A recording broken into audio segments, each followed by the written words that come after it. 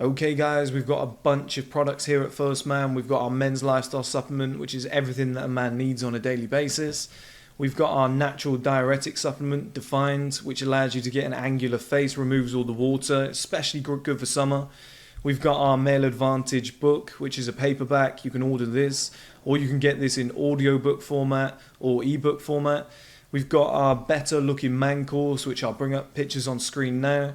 And we've got my personal diet plan and fitness plan in ebook format. On top of this, guys, we've got a body wash coming out soon, part of the testosterone friendly range. We've got men's boxers and a whole clothing line coming out soon. A whole bunch of products, but for now, let's get back to the video that you actually wanted to watch.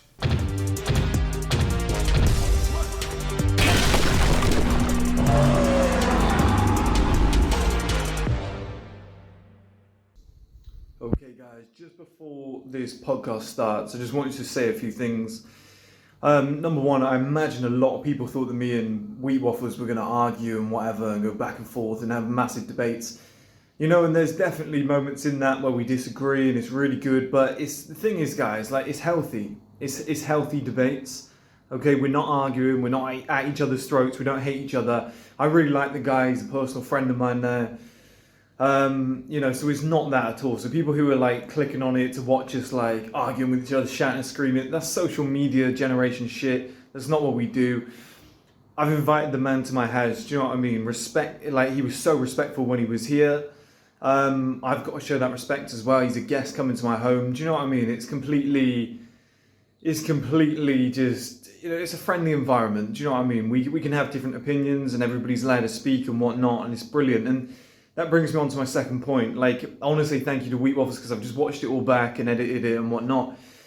And he let me go off at like certain moments. He's just like I love to talk, as you guys know. There's certain moments where he just sat back and just let me go for like 20. There's one bit where it's like 25, 30 minutes. Just let me talk non-stop. And I just want to say thank you to him for that, because obviously, like, it's his podcast, he's coming on. But I just got excited, so thank you for that. The other thing I want to say, guys, more of a personal thing, which is, it's kind of shitty because this is what this like YouTube influencer kind of lifestyle does to you. But on the day, it's like I'd had the SMP done, and you'll see in the video it's literally been done. It was probably done 10 hours earlier, and it's all like oily and red and whatnot. It looks awful. I had the worst hay fever of my life, and you'll see under here, because obviously look, it's not here and there, but it was like a bullfrog. It was like under here, it's all like bloated up and whatever. I had like the worst hay fever ever. I just get this thing when I get hay fever really badly, where the lymph nodes under here, they don't drain properly. Just all fills up with water. I showed you guys a picture of like years ago when I had it. It's like when I get a cold or hay fever. So it looks fucking atrocious. Do you know what I mean? So it's just not nice to see on camera, but it's not like a get well soon thing. It's like 24 hours later, it's always gone, whatever. It's just when I get tired and get hay fever or get a cold and get run down. It's from having glandular fever as a kid. It's like 2-3 times a year it happens. Like, I'll stand front on and I can literally see like that underneath. It's annoying, but it is what it is, guys. And it's just like that. So if you're thinking, what the hell's wrong with Chris? That's what's going on. And I'd driven back from London at 3 in the morning. We started the podcast like in the morning, whatever. I think I had 4 or 5 hours of broken sleep. So if you're thinking, what the fuck has happened to Chris?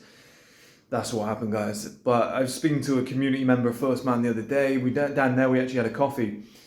And he was like, yeah, but it's authentic, isn't it? Do you know what I mean? Like, you're just getting on camera even though you're looking like shit. He was like, it's kind of good. So, you know, it's the way I'm looking at it. And at the end of the day, guys, it's all about the information that's in the podcast. And I just watched it back there. I just watched the whole thing. Personally, I think it's fucking amazing. I hope it sounds right. Do you know what I mean? I probably should have created 2 separate audio tracks. I don't know. But I just watched it back. Really enjoyed it myself. It sounded good.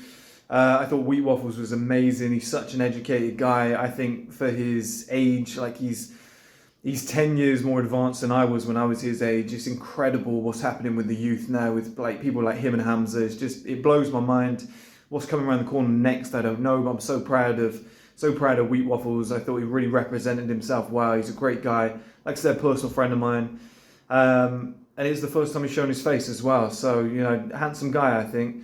But be respectful, guys. Like I said, it's the first time he's shown his face. The first time I did it, people said to me, like, I just thought you'd have more hair. I thought you'd be better looking and stuff like that. So, you know, it's never nice. So be respectful. And yeah, like most of all, guys, just enjoy it, because I thought it was really good. I thought it was great content. I'm happy to do it. I can't wait to do more. So hope you enjoy it, guys. Okay, guys, welcome back to another video, the traditional introduction. Today we've got a very special one. We've got a podcast, which obviously you guys have been looking forward to. I've obviously talked about this podcast and the table and whatnot for so long. You probably all thought I was talking horseshit. But we've actually had a couple guests on already, but today is one that I'm going to be able to edit and we're going to be able to get out quickly. Something that you lot probably didn't think was going to happen, a collaboration between myself and Waffles. Thank you very much for having me on. It's a pleasure to be here. And as I said earlier, this is a face reveal. Yep. I can't use it as a title because you told me, but this is a face reveal. So with that being said, that's probably a good place to start. Okay, how did you, because I think you're a handsome guy. Obviously, like, we've been like stood up out there, whatever, like I've seen like your kind of height. You're not a short guy, you've got a good frame on you, you're athletic, whatever, like nice handsome face and whatnot. How did you get into the black pill stuff? So I think one of the biggest things for me that kind of realised this was the transition. Like, I think once you've experienced both worlds, because I used to be like when I was about 15, 16, covered in spots. I wasn't as big as well, I'm not saying that I'm massive, no, but I mean, but I was a lot skinnier. Like I weighed about 62 back then, but now I'm 20 years old and I'm about 73. As well. I was the same height, but so I was lightweight, covered in spots, and I actually think that this is a double whammy, having both the red hair and the spots at the same time. Like, you just fit that exact stereotype, like, the kid from the movies that constantly gets bullied. But within the last few years, like, the spots have gone away, and I think that, like, having the red hair is kind of like a setback, but just the one is something that you can easily get by still. I see what you're saying. It's like me with being bold. Yeah, well, I think you've made this exact point in the previous podcast, not podcast, one of your videos, and I honestly like resonated with it so well. Like, I think that it's a similar thing to what I had to go through with the red hair and spots. You said that if you're a bald guy and you're out of shape, you look like you've lost all of your hair because of your poor lifestyle. Yeah. But you made an excellent point in this video. You said that when you're bald and you're jacked and you got a good lifestyle, it makes it look like your testosterone has exploded so high that it's made all of your hair fall out, and it actually suits you. Like, I think the bald looks, the bald look suits you quite well because you got like a masculine face shape, and obviously your body complements that as well. Yeah, and you know what I mean. But as in, like, if you were 20 kg lighter, 5 inches shorter, I think that it would look terrible. You would literally go from a high level all the way down to a poor level, because it's the stereotype that it conveys, if you know what I mean. I tell you, it's strange actually as well, because there's girls that I've obviously like dated and whatever, and they're like, oh, let me see you when you were younger, when you had hair, and I show them, and they're like, ugh. Whereas back then I was getting what I thought was a lot of female attention, whereas now they're like, but it doesn't suit you anymore. Like, who you are, like the masculine character, whatever, they're like, with that hair, you just look like some dweeb from Love Island. Do you know what I mean? Like one of those flicky haired guys that's too worried about their fitness. But do you think you can be too perfect? Like, where let's say you've got the perfect body and you've got the perfect skin and the perfect hair and the perfect teeth. I think sometimes, like Tom Hardy's got terrible teeth, but he's like quite a big jack guy, but he's only like 5'9". Yep. Full head of hair, but it's just like you've got some good and some bad. I think when you're like Mr. Olympia, it takes it too far. I think a lot of girls, how girls are like, I like a guy who's half ugly. Yeah. Or I like a guy who's really handsome in shape, but he's got a big nose. Like, he's got one fault. Do you know what I mean? Like, girls have said to me, I love bold guys. Like, that's my type. I love bold guys, as long as they've ticked all the other boxes. Like, sometimes I think those flaws can like do you good, but only as you get older. Like, obviously in my world, the world that I'm in now, like the age I am now, like a lot of the women that I'm meeting, they have that viewpoint. Whereas, like, what is it like on your side of the fence? Because I imagine your audience is probably younger than mine on average. It's vast majority 18 to 25. Yeah, that's what I mean, right? Yeah. And mine's more 24 to 35, which is, it's great as well, because I can use that moving forwards, with products and stuff like that. I can grow with the brand. Do you know what I mean? I think when somebody's 18, they're not earning a lot of money. Whereas it, like, if you've got like a 30-year-old that follows you, like, they've got adult money. So it's like, I can grow with the brand and I can go from there, which is quite a weapon. But yeah, what you sort of see him, because that's the thing. A lot of people think, oh, this guy Chris, he's red pill, he's like anti-black pill. I'm like, I'm not red, I'm not black, or whatever. I've just got a viewpoint on the world. Yeah, I just got a viewpoint on the world that seems to fall into certain categories, which is fine. I'll label as, you know, some of those if they coincide and whatnot. But I look at the black pill community, and a lot of people think I hate it. I feel sorry for a lot of these guys because they're where I was when I was young. And I just kind of feel like there's a lot of wasted potential, or somebody's always been told by their mum and dad you're not good enough, or their friends. And like you said, the spots and the ginger hair, that's going to go into your head, right? And it's going to take you might be over it now, do you know what I mean? Because you look great, but it's going to take you a few years to like start going, actually, I'm a somebody, I've got great confidence, that girl's going to like me. Do you know what I mean? Because you've got it ingrained from a young age. The important age is that you're not good enough, you look weird, and that sticks. It's not like a woman who's 18, it's like, you're beautiful. And you've had that for the last 10 years throughout school and whatever, and your confidence is high. So what are you like seeing from your like more youthful community? Like how have they got to that black pill mindset? Well, so the majority of people, you know, of my audience, a lot of them go to university, they're currently in, you know, higher education or sixth form, things like that, you know, which is high school for anyone who's American and doesn't know. And I think in those kind of environments, your status doesn't really matter unless you've got like a decent social circle. Money, everyone's broke at university, so that doesn't really matter. And it is mostly about your looks, I believe, in those kind of environments.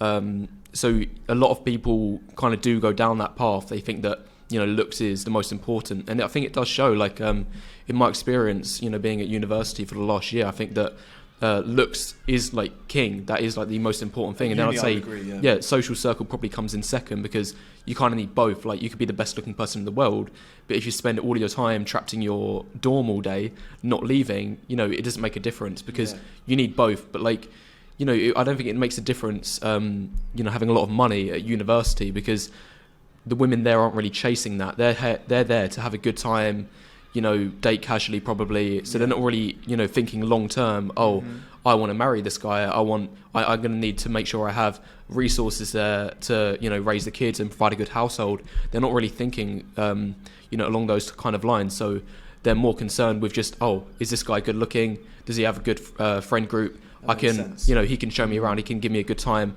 and it makes me look good as well, because I'm standing next to this tall, handsome guy. Do you know what I mean by that? The social proof, yeah. It's like in Africa, there's the like my most sought after body type for men is like fat, like a little bit chubby, because it shows that guy's got access to resources, or at least it was in like previous generations. I don't want to say that's going to continue. You know, things have changed moving forward, but that's like kind of the viewpoint. And I think it all depends on like what is the currency for women. Do you know what I mean? Like, it's never at uni, it's looks, like you said, it's sex. You know, if a guy's got a big dick, it's like, great, I'm here for 3 years, this is going to be fun as fuck. He lives next door to me. I get that. And it's the same for men. Like, when you're young, you might look at a woman and be like, she's got big tits, she's got a nice ass. That's going to be fun on a Saturday night. Do you know what I mean? Or I can just knock on her dorm and just go in. Like, that's going to be really fun. But then if she's a bitch, when you're 18, you're going to ignore that. At 29, my age, you're going to be like, well, I can't move forward with her. Like, if she's a gold digger, do you know what I mean? It's going to be completely different. So with that being said, and my audience's knowledge, I'm sat a bit low there, to be fair, my audience's knowledge of like the progression bias, when I talk about how what you want right now won't be what you want in the future, do you think that will change with you moving forward in your audience? Do you think they'll all, you know, change their perspective a little when they get to my age? Do you think a lot of black pill guys are going to switch over to red?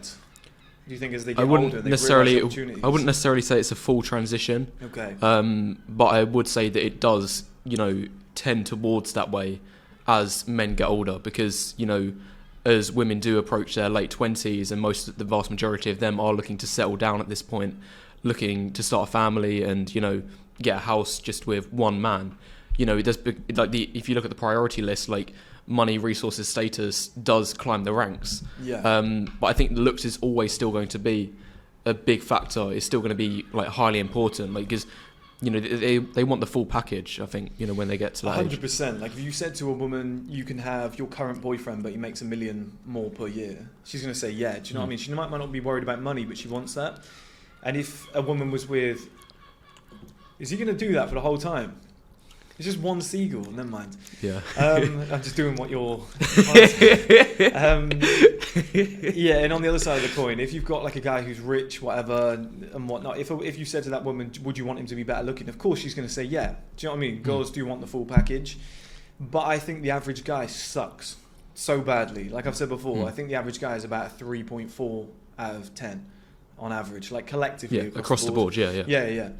So with that being said, it's like I don't think you need to be too much to have a great life, and that is what slightly depresses me about the black pill community. And it might come across as like anger and whatever, and like testosterone fueled whatnot, but it's more like I genuinely care about the male community, and people see me now in this house and whatever in the life I'm living. It's like I was some skinny little kids, just sat there with no money, just like life was shit, depression. And I was going through all the same things the black pill guys were, but I was like, I think it could get better.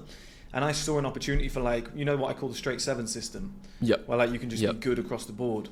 I kind of saw an opportunity for that because I was like, well, most guys who have got money are fat, and most guys who are in shape are broke because they're like personal trainers or whatnot. Yep. And, if you're training all the time, you don't have time to make money unless you're like a fitness influencer. So I was like, guys who are collectively strong across the board is very rare. And in order to get to a 7, fitness might take to get to a 7 like 3 years. Success maybe if you just like you could have a decent job in like 5 years and be making decent money. So I always saw it as like actually it's quite easy. Whether like you could be 5'8", but I just think you could put so many things in place which just like well round you. And like the height thing, it's an issue. It really is. Like girls are fucking on that. But you can really like block yourself out. Do you know what I mean? You can pad yourself out collectively. And it just makes me sad. Because I just think there's a lot of guys, and I think this is where we differ, because every time I watched your interview with Hamza, and I was really impressed, because I'd never the first or second are you talking about? I think I watched both. Okay. But I was really impressed. I was like, he's an intelligent guy, switched on. He's at the core very red pill. I was like, but there's some little difference, right? You might not agree with that, but there was like a slight difference between us, where like you'd agree and say, look, I go to the gym, I try and improve myself, and you're like, but you can't improve yourself that much. And then me and Hamza would be like, you can change your game completely. Like, for example, any guy can go from a 1 to a 10.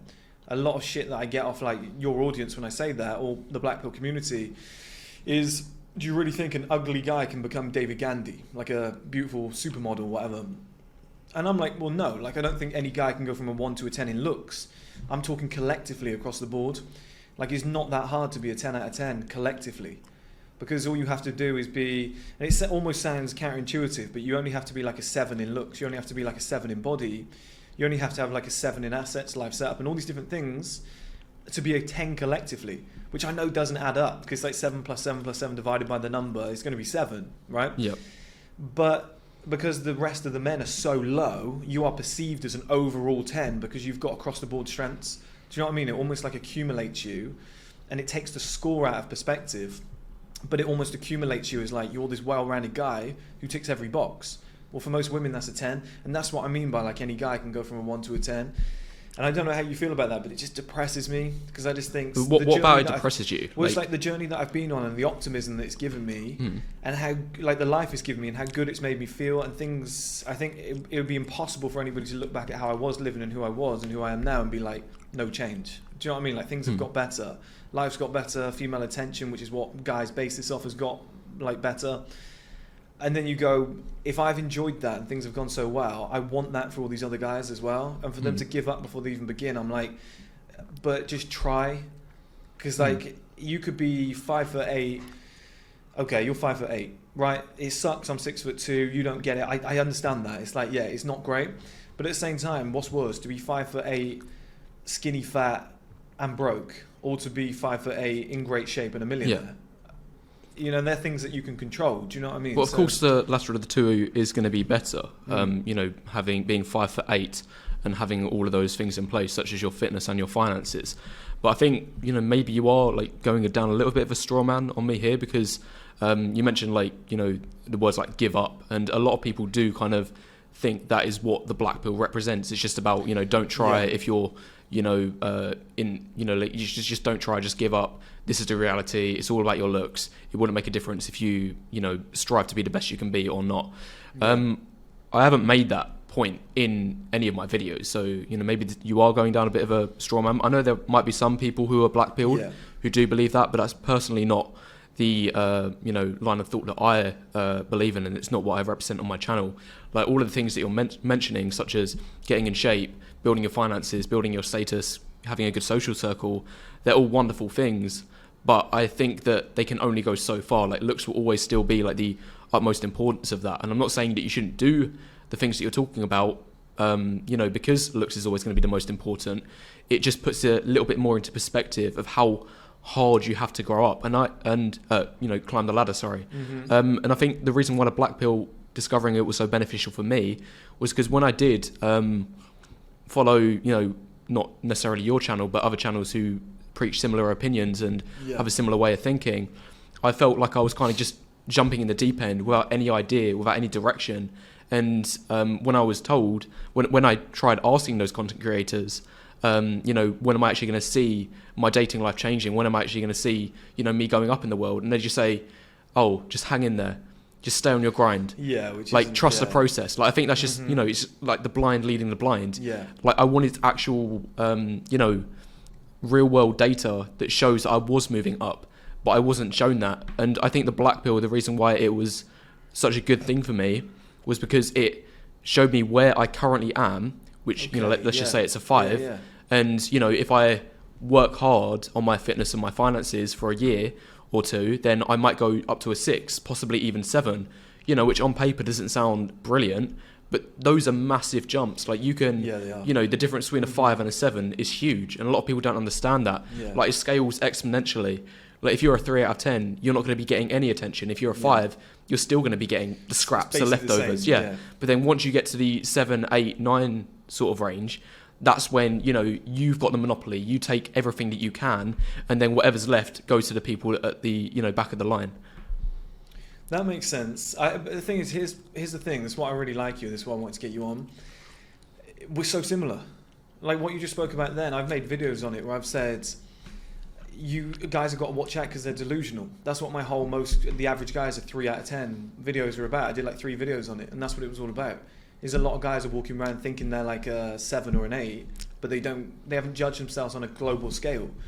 They're like, out of the 30 people in my class at school, it's like you can't use that. Do you know what I mean? Because there's killers out there that are like multi-millionaires and in shape and whatnot. So when I said to guys, you're actually a 3 out of 10, they were like, oh, this is so negative. But some guys got it. And like you just said there, it was like, you've just told me what I needed to hear, because now I know I need to go and improve in all these areas. I was actually a lot further down than what I thought. Let me get back to the drawing boards. And that's exactly what you're saying then.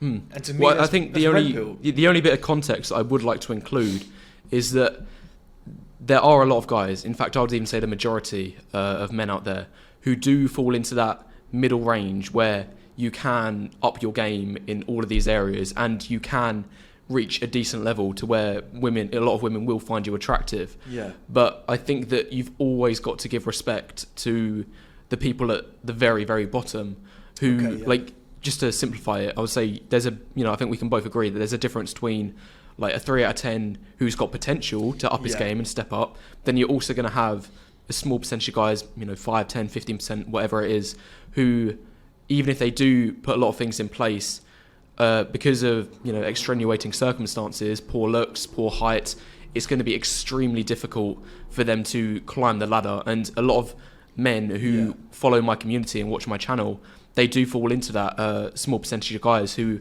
do, like, they feel trapped. They feel like they're in a straitjacket and no matter how much they try to improve in certain areas, it's all a waste of time. And just to make one more point before I let you respond, a lot of times these men can be exploited. I'm not saying that you're a predatory YouTuber does do this. I think that you are one of the more genuine people on that side of the fence. If you want to call it red pill, I think you are one of the more genuine ones. But there's a lot of other predatory YouTubers who try to entice these lower value guys and give. It's basically the get rich quick scheme equivalent, but for dating. And they're basically saying.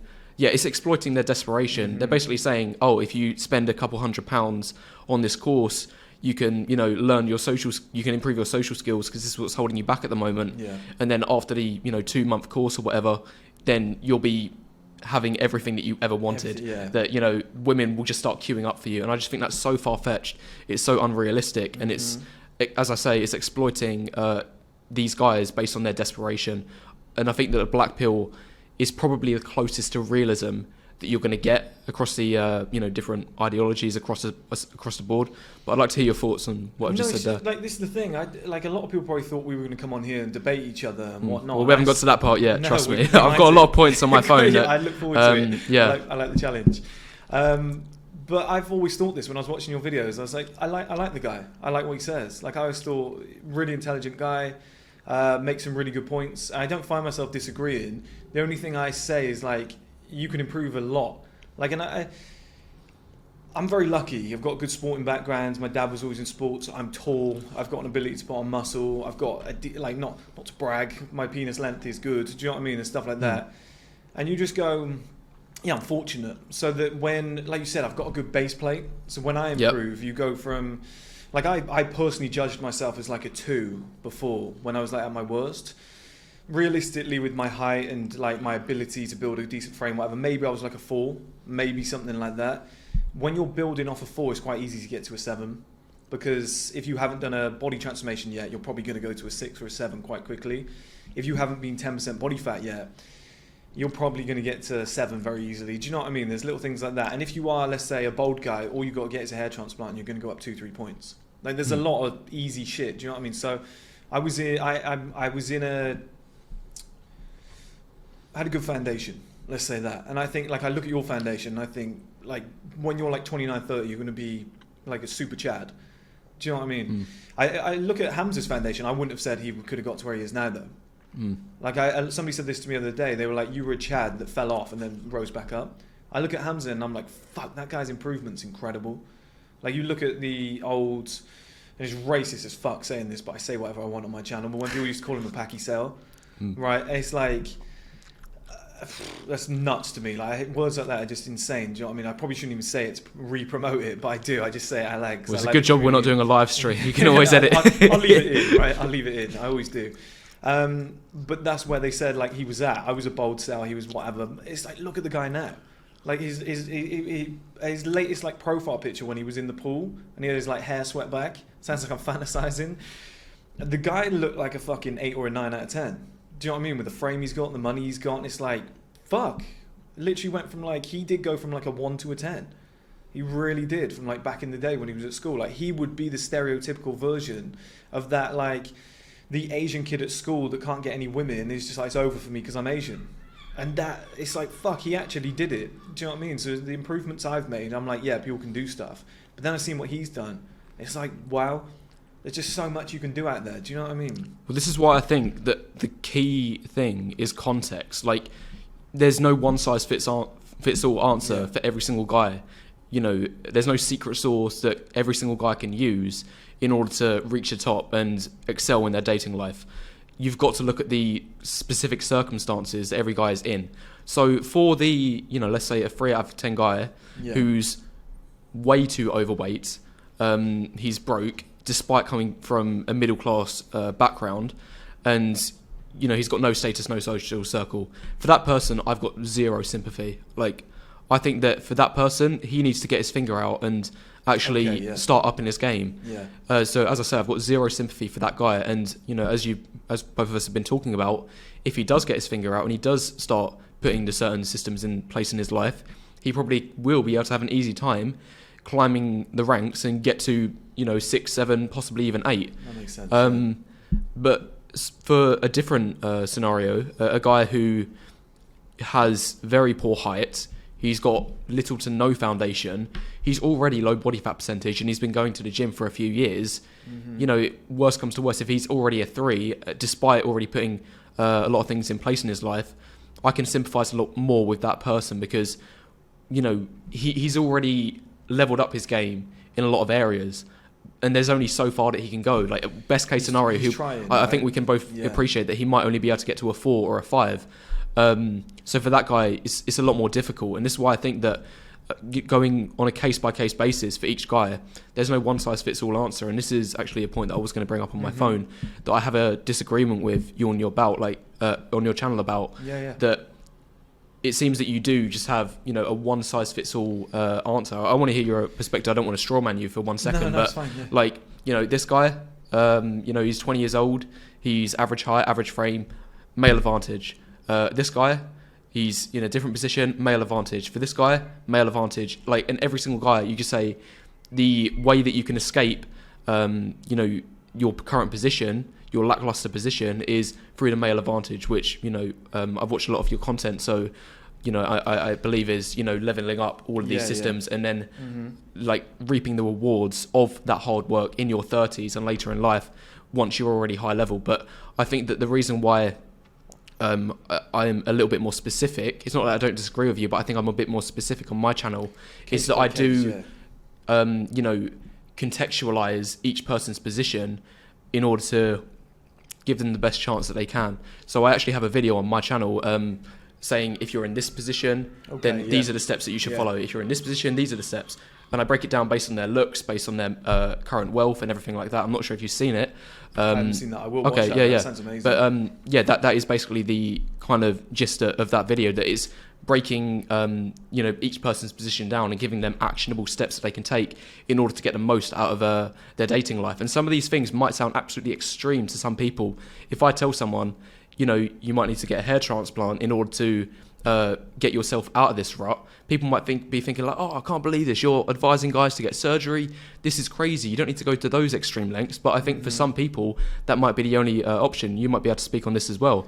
Just to give one more point, because I know I've went on a bit. Like I love it, because it's your podcast. If I talk too much, people like we hear from you all the time. The main part of my business, what I sell is a case by case. Like, people write to me, they send photos of themselves, they give them a little bit of background of what their current position is in life, and then I give them mainly looks maxing advice, but also different forms of advice based on their current position. And it's going to differ from every single guy. Like, you know, so I'm really interested to hear what you have to say. Like, I don't think you can say male advantage is the answer to everything and it's going to get every single guy out of the rut, even though that is what I would say most guys can follow, and it will lead to decent results. See, this is probably not the answer you expect as well, but like, the thing is about social media is like, YouTube's the best form for it because it's long form content. But I've tried to make YouTube short, 60 seconds long, or TikTok videos, which originally were like maximum 3 minutes. I just get herds of shit because everybody goes, yeah, but what about this scenario? But what about this scenario? What about this scenario? And it's like, I always say to people, look, I'm just making a video for the masses. Like, that's what I want to do, is make a video for like the 90% of men. Because I'll say to somebody, oh, this, you know, this scenario might happen and blah, blah, blah. And somebody will go, that's not true because one of my friends. And I'm like, it's one of your friends. And I always say I don't have enough time to go through everybody. Like, if I did, I'd be there all day. If I was like... What do you think I'm doing at the moment? Are you making like massively long videos because of that? No, as well? As I say, you know, my father... The business that I have, what I sell, it is like a consulting service. So people write to me, they send me photos, and then I am literally going case by case. These are the steps that you need to follow. Do you know what I mean? So that makes sense. You know, like, there's definitely a need for that. Because like I said, I'm mass media. Do you know what I mean? It's got to the point now as well where 112,000 subscribers, if each person messages me and goes, what should I do? I'm like, fuck, I've just got to make, like, I've started making videos to answer questions from my friends. And my friends will say, what should I do? And I'm like, I'll make a video for you. And it just like works so much better for me to be able to make a video. Because that's the thing, if like, I'll sometimes I'll get a comment where I'll say something in a video and the comment will be, but what about this one exact scenario? Like, if I work at a factory and I'm like, I can't make like, I already talk a lot and I make a 1 hour video.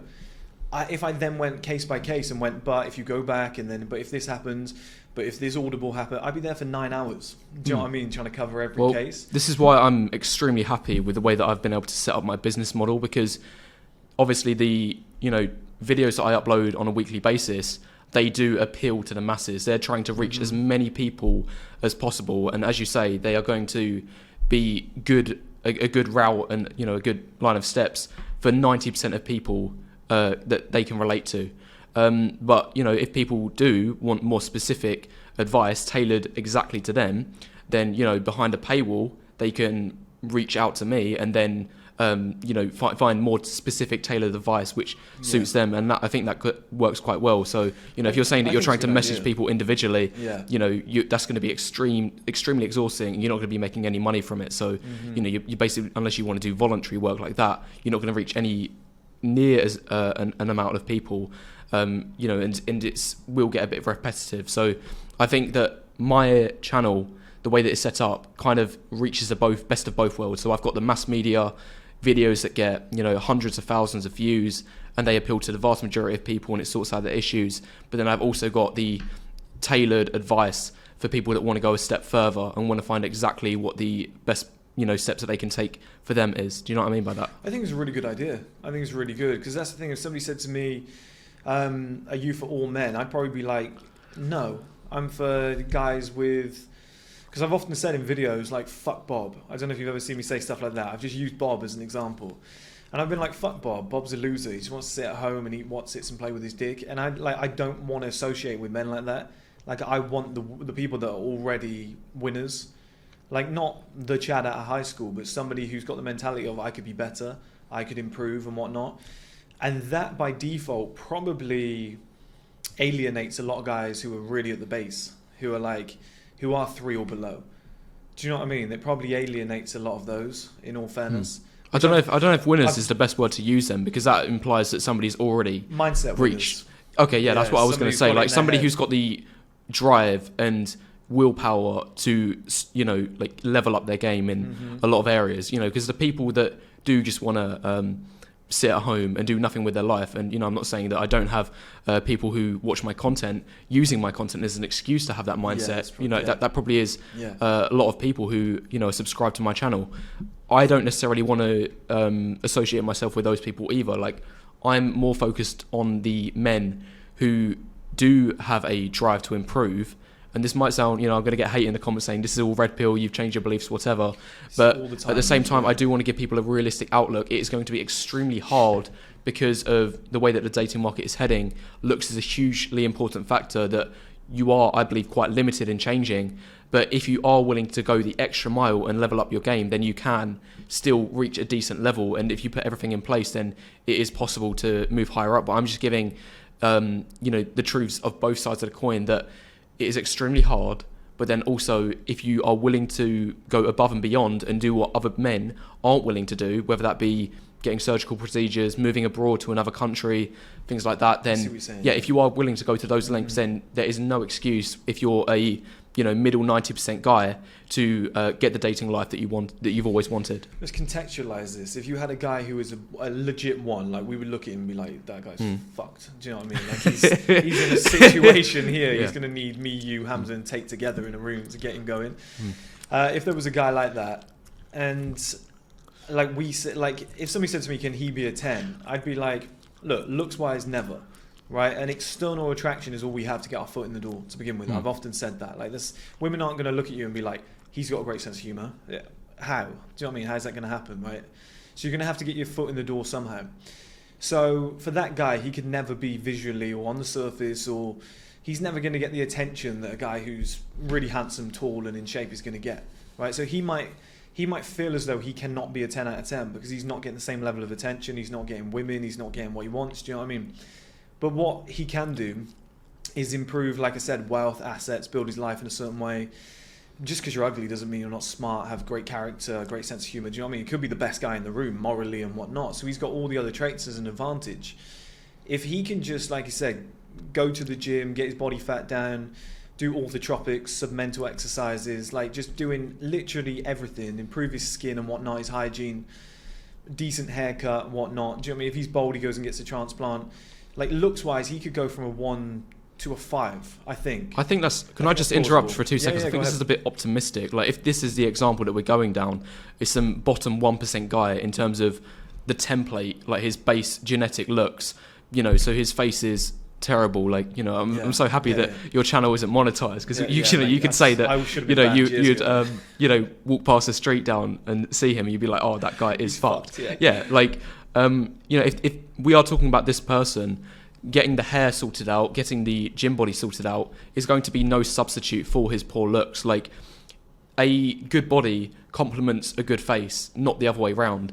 So if this guy did get the best haircut in the world, if it's on top of an ugly looking bloke genetically, I don't think it's going to be any form of compensation. And in fact, that's at best, that's all it's ever going to be. See, I think compensation. it'd make it better though. Like if you had an ugly face and a skinny body or a fat body, I think you look way better with that.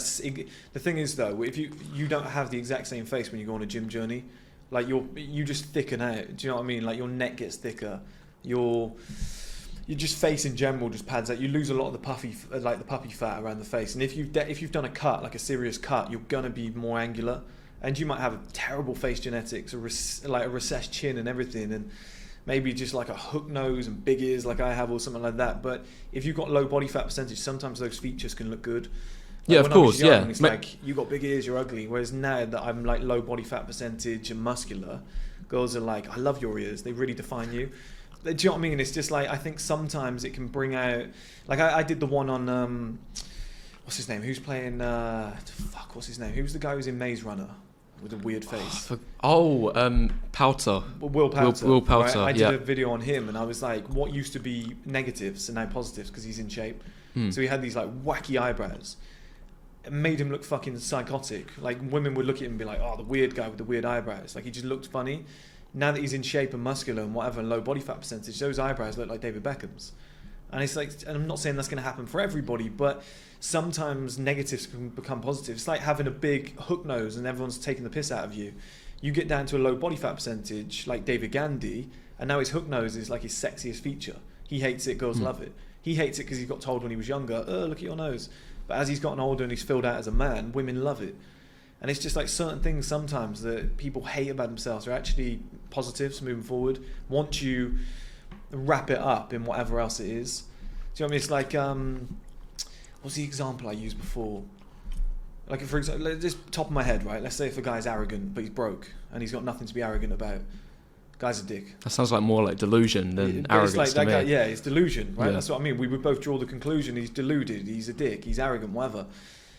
If that guy was successful and had a reason, maybe he was famous, maybe he's a celebrity or something, he's been in a film and whatnot, and he's arrogant, girls would be like, yeah, but it's that attractive arrogance.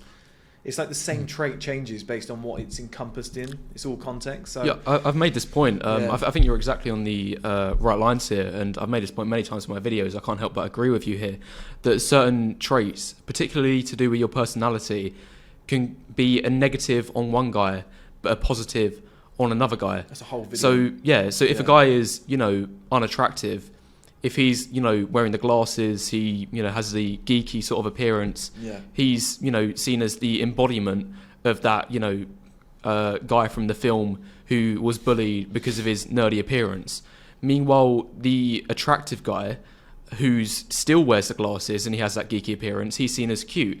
Clark Kent. Yeah, you could. Yeah, exactly. That's the epitome example that you could use there, and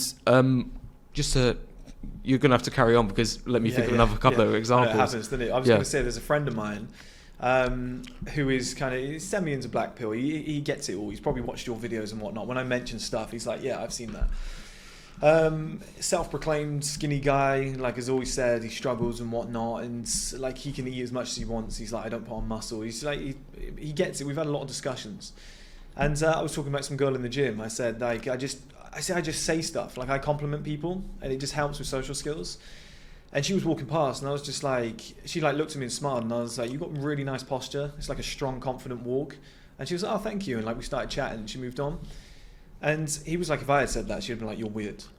And I was like, exactly. Yeah, strange, right? It's like, I remember that at school. Like, some girl said to me, oh, he keeps flirting with me. And I was like, what's the matter with him? He's a nice guy. And she was like, yeah, but it's weird when he flirts with me. She was like, if you did it, it'd be attractive. And I was like, it's the same fucking thing. Why is it different, right? So there's definitely that out there.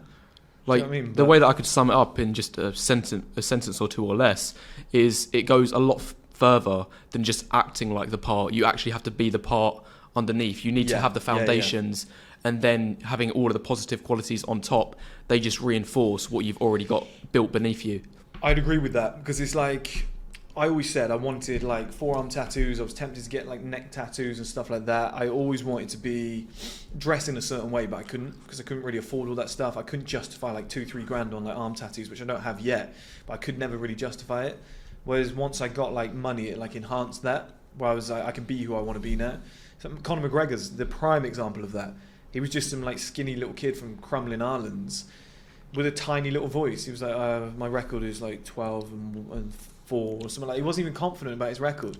Pimples everywhere, and then he's in a Gucci mink coat with the tattoos on the chest. Do you know what I mean? The new hair done, the beard's all been shaped up, and it's like you become who you want to become once you've got the ability to go forward and elaborate in that sense. While we're on the example of Conor McGregor, what I'd like to see is if we could like rewind 10 years to the very start of his career, if he was like on his first live interview or whatever, if he had the exact same personality that he does now, then I got a feeling that people would kind of laugh at him. They would be like, all right, mate, like, you know, you can talk the talk, but, you know, you've not actually proven yourself yet. You've got to go through the years of winning fights, fight after fight, not getting knocked out. And, you know, once you've built that, you know, there's only one Conor McGregor in the world. Like, he can afford to get away with that personality, even though a lot of people would just chalk it off as arrogance. But because he's already built, you know, he's proven himself time and time again. Well, maybe not in the last few years because he's gone a bit downhill. But the same thing's happening now. Like, where he's losing fights, people are taking him less seriously. Exactly. Like, he'll start talking shit and people are like, whatever. Like, you can't do that anymore. But that actually brings me on to Andrew Tate, which is what I want to talk about as well. I love Andrew Tate. Like I've said before, I want to get him on the podcast and whatnot. But he did that interview recently with that Kiara woman or whatever. It's like 3-4 million views on the podcast. She does great interviews. She said she did like a reaction video afterwards, and she was like, he's making a large majority of the male population delusional. And I completely agree with it. Now I think everybody's trying to be Tate, but not everybody's 6'3" MMA fighter with 500 million in the bank. And you go, or net worth at least. And it's like he's walking around going, fuck you, little hoe, and whatever. And all these guys are doing it. It's like you're not in that position. Like you said, it's context. And like you said earlier, you've got to have that backing behind what, like you could walk down the street and try and be the most confident guy in the world with great body language. If you're a skinny little kid who's broke, you're going to get exposed quickly. Some big giant of a man's going to smack you in the mouth if you do the wrong thing. And a confident woman who's seen that shit before is going to rip you to shreds. Like, so you need to, and this is what I've said for years, is for a lot of these guys, and a lot of them are younger, that I think that are in black pill, you need to start putting points on the board, because until you put points on the board, you don't quite know how far you could go. And once you start building up that momentum and you've built up your frame and you've at least had a go, do you know what I mean? Like, you could be completely right, where a guy has done everything I've told him to do and it's like, it still hasn't worked, mate. And you go, okay, well in that context, do you know what I mean? You're going to have to find other options that I might like, because I don't have all the answers. Like, I've made a channel and I've spoken about my experiences, but I don't have all the answers. So in that guy's specific scenario, it's like, I might not be the guy you can come to and ask about this, but until somebody's put points on the boards and improved and gone through life, and the story I said to you earlier about getting older, and I told you guys the other day about the guy on the train where he got shit and I didn't because I was older and I was like bigger and whatever. Until you've kind of put yourself in that situation and you've gotten older and you've gone through life and you've experienced a little bit more, you just don't know how good things could be. You just have no idea. Do you know what I mean? It was the same with Conor McGregor, to bring it back full circle. Like, he did always have that personality, he just couldn't do it to that extent. Like, he always wanted to be a certain way, he just didn't think he could get away with it. But once he started feeling more comfortable and knocking people out, he started to believe. He was putting points on the boards. He got paid 60 grand from Dana White, that video, Dana 60 G's. He went and bought a Range Rover, he's providing for his family. It brings something out of you. You know, in The Wolf of Wall Street, when he was like, this shit makes you feel invincible. And he's like, no, not the cocaine. He was like, the money. He was like, this shit makes you feel so powerful. For a lot of guys, it's that. It's like, once you start getting the money, putting the points on the boards, energy, aura, like, these are things that never get discussed. I think as you get older, you start to realize that, like, there's certain days I can go out into the street and it's like, it's pretty normal, right? And a girl can find you attractive, but it's not that crazy, like, GTA cheat code attractiveness where, like, all the girls are like chasing you around. But there's other days you go out and you've woken up in the morning, you've earned a lot of money, you've had a good day, you had a good chat with somebody, and you're like, I'm feeling good today, like, today's going to be a good day. It's just women everywhere, like, just looking at you, checking you out, you have a great time, do you know what I mean? Your energy's good, everybody you meet you're having a good conversation with. And I think that comes from believing in yourself, which sounds a little bit like cliche and shit to say on a video like this, but it does come from age. I think a lot of that comes from age, and a lot of guys just working on yourself over 10 years and just getting older, things do get better. It's not high school forever. And yeah, look, looks do matter, external attraction is all we have, but I just think there's so much that you can do.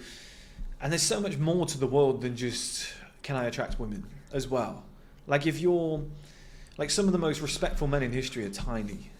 Right, and I don't want to say these names, so I don't want to give them credit, but like Hitler, Napoleon Bonaparte, do you know what I mean? There's a lot of guys out there that were tiny and they became the alpha male of the group. In more of a modern sense, you've got like a McGregor, you've got like a Mayweather, Tom Cruise is another example of that. And I know they're famous and people always go, well, that can't be me, can it? I used to work for a guy who was worth 10, 20 million. He was the alpha male of the group, 5'5", short, fat Indian guy. That's what he used to self-proclaim himself as. He was an alpha male. Do you know what I mean? And I just think sometimes there's more to life than just being like, do I attract women? It's like, do you get respect from men? Are you respected by society? Like Steve Jobs was a fucking king, and nobody would look at him and be like alpha male, but he was like a king. Do you know what I mean? And I think there's a lot more. Like women will come after respect, power, money, and status, positioning, and stuff like that. You can get. Do you know what I mean? You can have a good old roll of the dice at it, but there's so much more to life than just the women aspect. I feel like people put so much attention on. I want to rise up that 10 scale so I can attract women. And I'm guilty of it too. I talk about it because it's an easy one to get views on. But at the same time, if you rise up that scale and you become a straight 10, you get more respect from men. Your life gets easier. Your life gets better. You get more respect when you go into a restaurant. You get seated first. You get served at a bar. Do you know what I mean?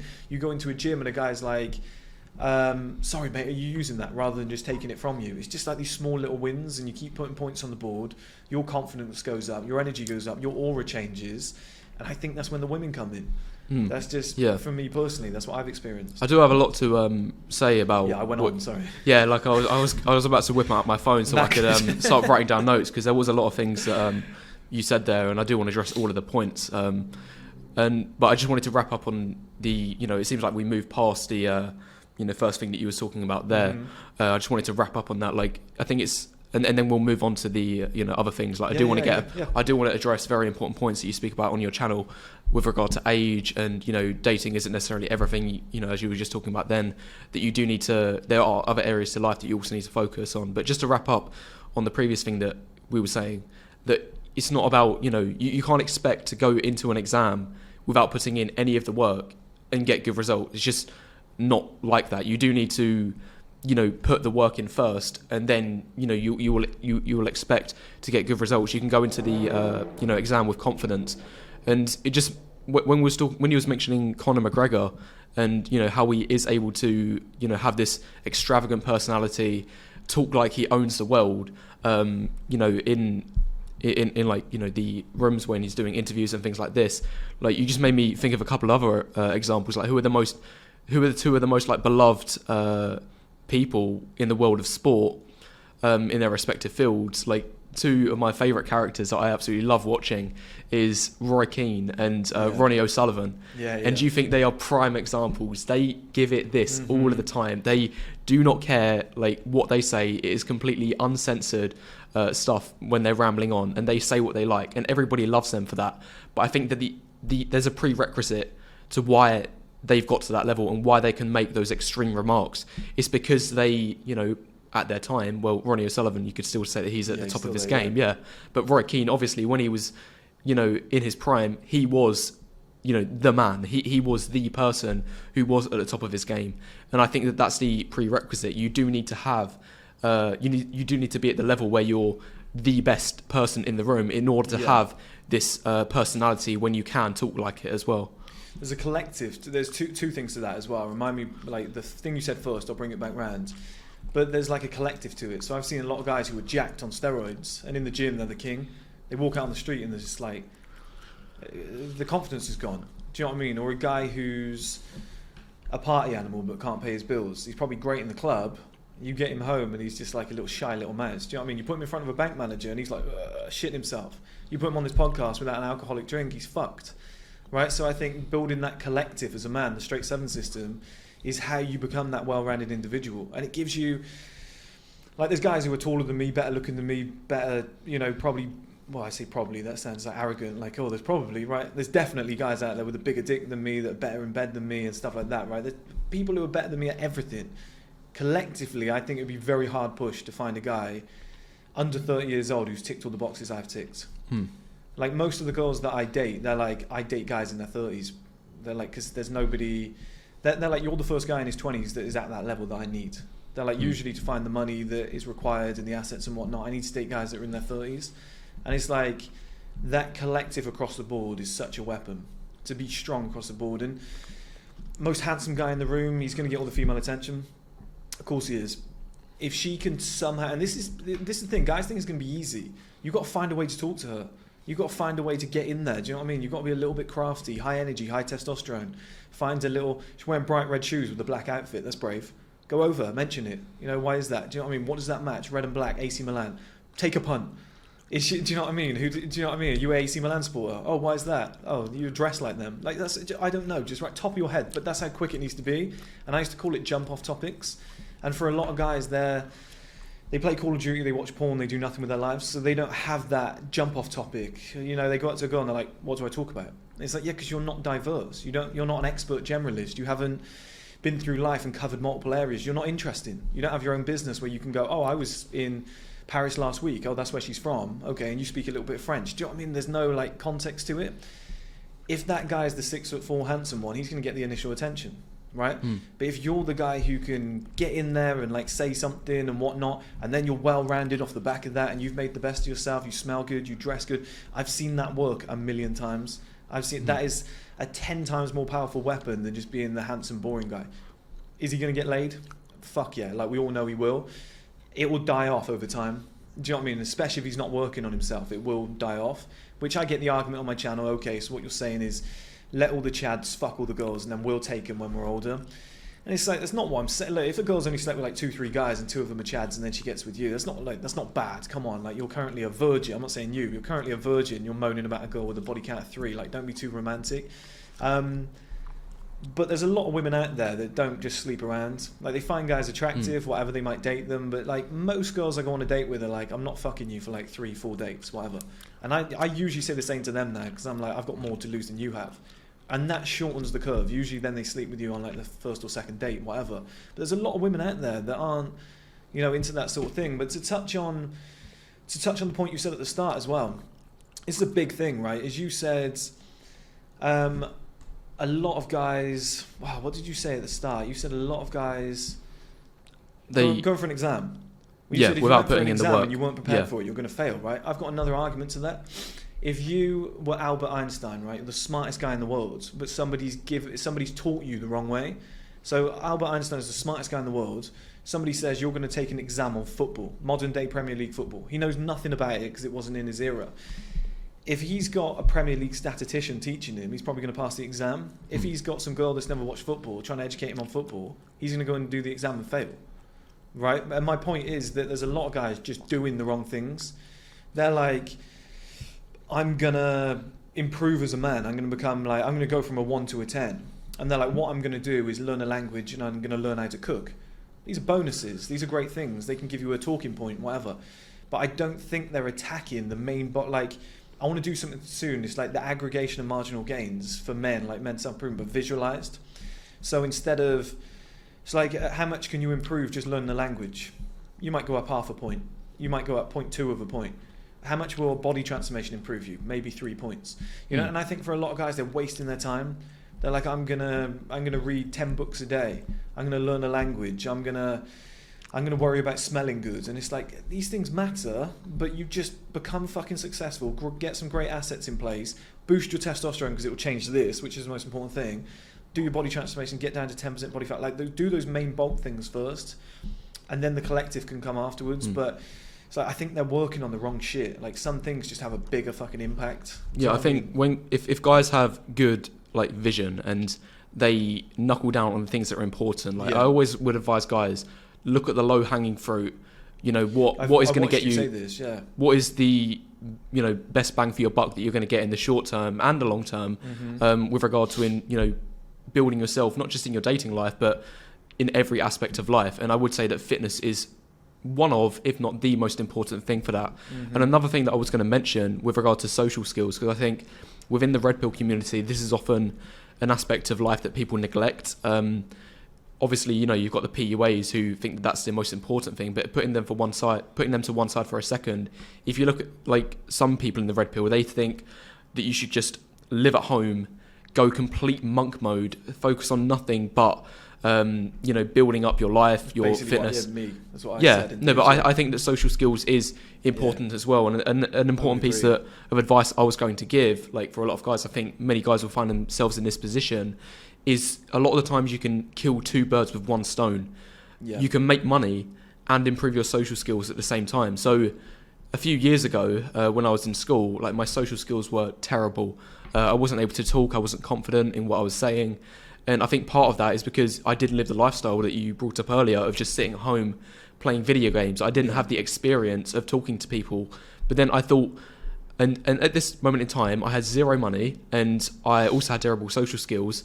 What could I possibly do to bring both of those things up to a decent level, ideally both at the same time? So what I did, I got a refereeing job, and I also worked in a restaurant momentarily as well. So to explain both of those jobs, obviously, you know, doing waitering, things like that, you're constantly interacting with customers, you know, you're talking to people, you've got to be polite, you've got to learn respect, things like that.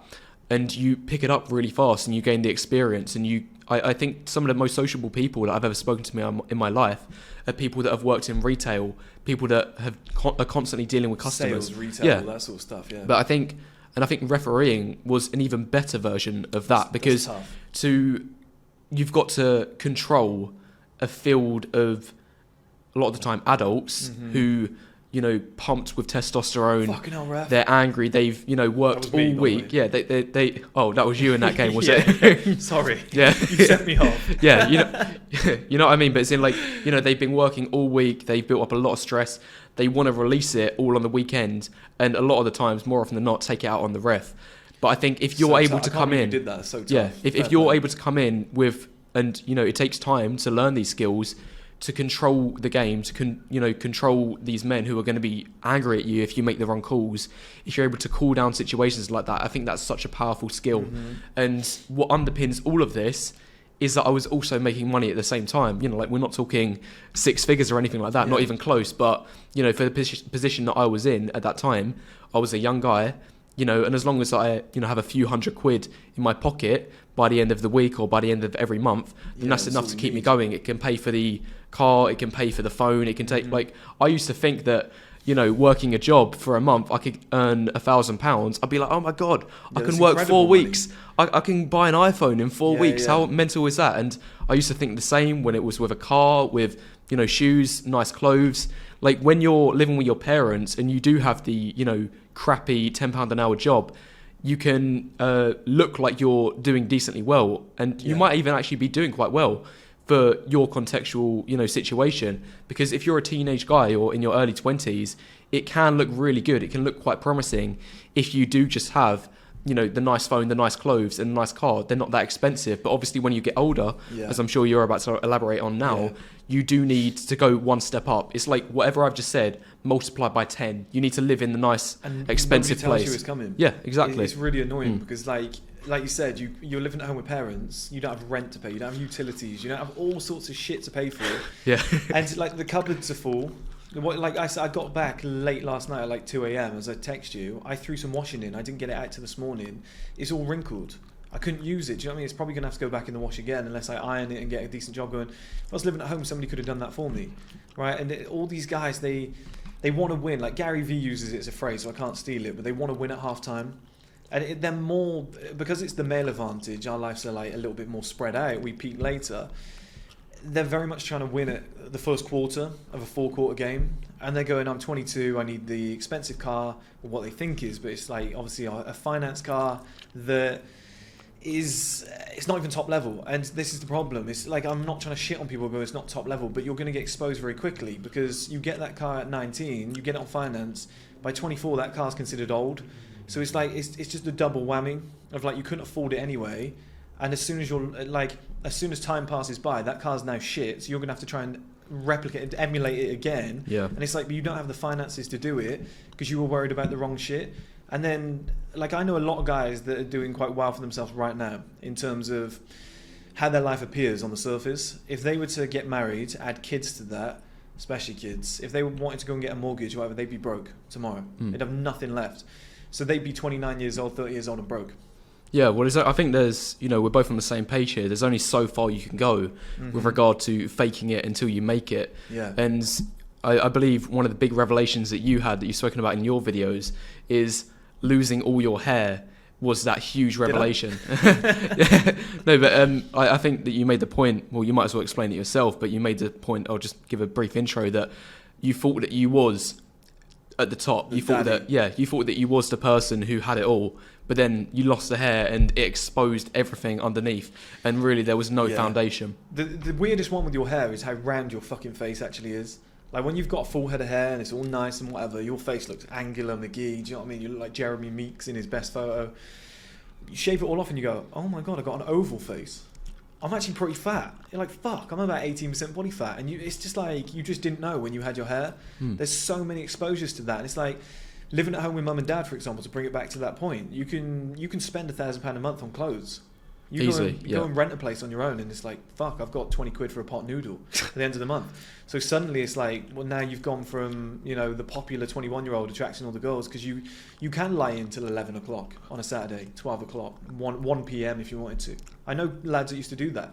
So then when you go on the night out, you're looking fresh, you're looking clean. When you live on your own, it's like, you're going to have to get up early and go and make money. You're going to have to get up and go and fix that. You haven't got the energy to go out. Do you know what I mean? You're working so hard on trying to fix your fucking current situation. It gets to 10 p.m. at night and you're like, I've got to go to bed. I'm not going out. I'm knackered.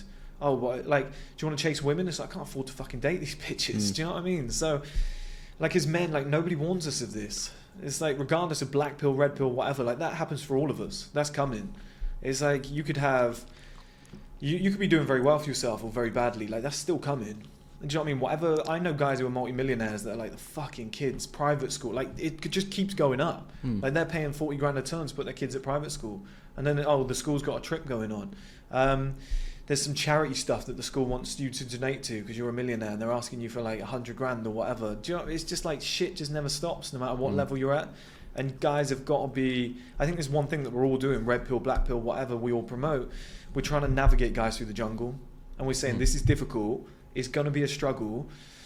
Stay clear of this, this and this. Take care of yourself. Be selfish. Do you know what I mean? Get to a certain level and then you can maybe take care of those components moving forwards. To give a little bit of respect to the other side, I think that when you're young, especially, you can just put a Band-Aid over the wound and you can patch everything up. You know, you can get the nice haircut. Like, it's what a lot of younger guys, teenage guys rely on. Just having an awesome haircut, putting the car on finance, and then they actually look good and they do actually get decent results, not just in dating, but they're respected amongst everyone. But having a brilliant haircut when you've not actually built anything else, it's just building a house without foundations, without proper foundations. And long term, I don't think it works out. Like, this is why you see guys, like Harry Styles, they're adored and venerated when amongst women who are, in the teenage to early, I wouldn't even say early 20s, mainly just upper teens sort of years. But almost no women in their mid-20s, like, goes for that kind of guy. You do need to have everything else in place. Like, it transitions to a completely different archetype once you reach, like, the mid-20s and up. Do you know what I mean by that? Oh, yeah, well, I noticed that when I was growing up, like, this is one thing that I always said, like, it's a video that I made, the high school to adult male switch, and it all encompasses everything that we spoke about. But most importantly, like, one thing that I saw, like, when we were at school, it was, you've got to have flicky hair and you've got to wear you've got to wear Jack Wills clothes to get pussy. And some guys did. You've got to be in the rugby team, whatever. Well, I think it's easy to put those things in place. It's very easy, right? That's the thing, like, it's easy to be attractive, I think. Like, you look at all the guys on Love Island, most of them are just fucking PE teachers or, like, they're at uni, whatever. But they just fit a certain modern day type where you've got a tan, you've got fake teeth, you've got spiky hair. Like, this fucking, it's all fluffy hair. It's quite fucking easy, do you know what I mean? And it was easy in my day. But all the girls on that show are like 19, 20, 21 as well. So, it's different. But as you go through life, like, suddenly it just flips. And I remember girls who back in the day, that's so loud. I remember it's like a war's starting out here. What we could do, I do want to use the toilet in a second. We could just wait for that to pass by and. Could be good. Yeah. I'll finish this point because I'll forget otherwise. Okay, yeah. But there were girls who at school, like, they were always dating the fluffy haired guys, and they were upset. They had pictures of Justin Bieber. Today they're with a big strapping bald guy that looks exactly like their dad, and their perfect guy is Jason Statham. Vin Diesel, The Rock. Do you know what I mean?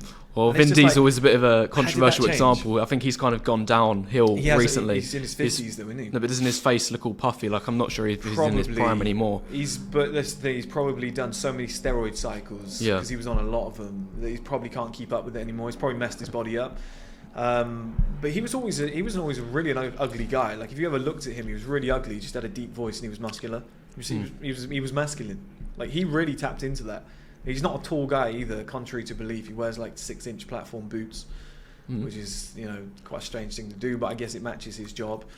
But yeah, I saw that when I was growing up. I just saw and nobody warns you. Like, literally overnight, you're putting all your eggs into the flicky haired Justin Bieber basket, and you're saying I need to dedicate myself to being this like popular guy in school, and you're fully fucking focused on it, putting all your time and effort into it, worrying about it so much.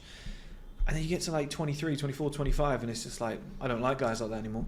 I like guys with money. Yeah, the My ship new has boyfriend, sailed. yeah, ship sailed. My new boyfriend is jacked, he's bold, and he drives a Bugatti, and his name's Tate. And Yeah, it's just like, where the fuck did that happen? And for me to be 29 and to be communicating that to guys, they're like, that's just bold cope. That's bold cope. I'm like, I promise you, I don't need to come on here and brag. My life's pretty good, but it's like, I promise you, when I was completely bold and I didn't have like the SMP, and if guys are wondering why my head's all greasy, it got SMP yesterday late. But before I had that and I was just some bold guy with big ears, I was still getting a ton of female attention. And people go, oh yeah, from 7s, 8s, 9s. Do you know what I mean? 10s is so rare, it's impossible to call it. But really, like, girls that should be out of your league. Do you know what I mean? And it's like, when I see that, it frustrates me because I want to pass that back to the other guys. Instead, it just sounds like braggy and all bold cope and all this shit, whatever. But all I want to do is like pass that back and be like, guys, I promise you, you're focusing on the wrong shit. Like, because I'm not the fucking most handsome guy in the world. I'm just a guy who's worked really hard. And it's like, I've made the best of myself. I've got, I'd say, a pretty decent personality, no confidence issues. I can talk to anybody, any girl, whatever. And just because I'm actually going, she's pretty, I might go and talk to her. It's just like she goes, oh yeah, and just respond to this really well. And you go, fuck, I would never have known. I would never have known. It's almost like, have you ever seen that meme where that guy's got a pickaxe? I don't know if it's a meme, it's like a picture, but he's got a pickaxe and he's like smashing through the dirt. Oh yeah, I And know there's that exactly one. diamond. Yeah, I know exactly And he which one you're stops like talking a about. millimeter before it, Yep. and he fucks off. Oh, sorry guys. He fucks off, and the other guy keeps going. And it's like, you don't know how close you actually were. Like, you don't know, right? If you go up to that girl, she might say, yeah, but if you don't have any, and I made a video on this the other day saying that young people don't have, I don't think I've put it out yet, but young people don't have any context. You don't have anything to base your arguments on. Do you know what I mean? Like, when I was 21, I thought I had all the answers. I knew nothing. And you see, like, these pickup artists on TikTok, they're like 19 years old. They're like, in order to get girls, you're like, be young and go to a club where there's other young girls. Like, that's what young people do. They fuck each other. Right? It's very easy. But without any evidence of like what's actually, like, what happens in the next 10 years. Like, I'm 29, I've got a lot of evidence. I've gone bold, I've like built my life up, I've improved myself, and I've got results from it. But then for some like 18-year-old who's in the black pill community to be like, that's bold cope, you're never going to improve, your life's over, he's just faking it. It's like, but you have nothing to base your argument on. You have your current situation where things aren't going well at high school, but you don't have the other 11 years of experience that I've got in the adult world where like things have improved and things have gone really well. And that makes me a little bit sad because I'm like, by being so, I don't know if I want to use the word negative because that guy is just using what the situation he's currently in, right? I can't blame the guy because he's just using all he knows. But to just have that one rooted viewpoint of the world of like things will never get better without evidence of. And that's what's great about you is you went, I've got low confidence skills. I'm going to get out into the world. I'm going to go and do a job that puts me in the fucking eye line where I'm going to be taking shots daily. And now you're a confident guy. Do you know what I mean? You seem like, I don't see any problems with you. I did the whole red pill dedicated thing, 2-3 years, just staying in, working on myself. My social skills took a massive dip. What did I do? I've made videos on this as well recently where I just went out. I was like, guys, just get outside. And as soon as I moved here, I was like, right, let's go. And I just walked to a restaurant. I'd call my friends, you free? No, I'm busy. All right, whatever. I just go to a restaurant and start talking to the waitresses. Just see a guy walk past who had like big arms. I'd just be like, you're in great shape, man. Compliment people and just start talking to people. And you open up, do you know what I mean? The world just opens up to you. I know that because I'm 29, nearly 30. I think there's a lot of younger guys out there that are like, high school shit, life's going to be shit. And it's like, it gets better. It really does. It just really, really does. I've rambled again. This is your podcast. We're gonna have to edit this heavily. Yeah. Yeah, we're recording on all of them. So, whereabouts were we? Yeah, so I really liked the points that you just made there, and I had a couple things to respond about it. Like, I really liked the part where you was talking about just going out into the real world and just practicing social skills. Like, I actually found myself in a similar position because, like, the last 6 months, I have been mainly focused on my channel. I've just been trying to put as much content as possible, focus on the work, like building momentum. And I did see my social skills diminish a little bit. But then one night I just got the idea that popped into my head. Like, I haven't spoken to people in like the last week. Maybe it would be better if I just went out just one night, just see what it's about, just practice conversation skills. And I actually had this idea that maybe I'll just go to the pub. I know there's usually a lot of old mates that I used to know from school there. They're always down there. That's where they just go. That's where they go to hang out. And I was like, I'll go there, see if they're there, and I can just make some sort of excuse to sit down on their table and talk to them. I know that we're all old mates, and I've got a feeling that within 10 seconds, if they see me, they'll be like, oh yeah, come over, mate, straight away. And then that'll be a good night. And worst case scenario, I'll just go there for a quick drink, maybe respond to a few emails or messages for the business, just get a change of scenery. Yeah, that's always my backup. Just go with a notepad and a pen. And then that's what I did. And, thankfully there were people, as I thought there would be, who I knew from school. And I was just like, oh, you're Charlie, you're Chris, you're James. And, I just went over to the table and it was a brilliant night. And it was just completely spontaneous. Like, yeah, that's true. So this is getting to the point of what I was going to make. 95% of guys, I don't think would do something like that. They it's so easy to sit at home, play video games and just watch TV and make the excuse, say like, oh, only losers go to the pub by themselves, doing something like that. It's so easy to make that kind of excuse, but I think in that context, I'm doing better than the person who is just sitting at home. I'm developing my social skills by going out and taking the risk. And as I say, worst case scenario, I'll just answer a few emails. Yeah, and it's true. And like you said, it's potentially a negative scenario. Like, you knew it could have been negative. It could have been shit. Like, you're probably gearing up for the worst. I doubt you were like leaving the house thinking, okay, picked the wrong time to record. Birds. Penthouse problems. Yeah, like, you were probably sitting there and you weren't thinking this is gonna be the best night of my life. Do you know what I mean? You probably weren't. You were probably thinking the worst. It ended up being a positive. And I've said this before, that you've got if they want to feature, we'll get some more mics. We'll get them on. Well, I was thinking more about a shotgun. Yeah, honestly, I've got the Eagle, but probably shouldn't say this on YouTube, but yeah, I got a weapon. You got a gun? Not here. I got one that I could. It's back at the old kind of family house. Oh, okay. So we've got, because I think they're illegal now. They were legal when we bought them. It was like one of those old air rifles, and then they changed the power ratio. It was legal before, and then it was too powerful. It was deemed a lethal weapon. So it was like, oh great, what do we do with this? So I don't know, but I'd love to have that. I'd love to sit up here and just take a few pot shots at these, but I can't now because now it's out in the world and everyone will know who did it. Do you know what I mean? Just a flock of dead birds on the floor. But yeah, you thought that scenario was going to be negative. I assume, right? You went out with the best of intentions, but you probably think people are going to think I'm weird. Like, I've done it. I go to restaurants and stuff on my own, or to a cafe or whatever, and I'm like, this might be awkward. People are going to think I'm weird, even though I know from evidence that it's not. It's going to be amazing. And at the end, when I come home, it's always good. Yeah. Do you know what I mean? It's like people always say, nobody ever regrets going to the gym.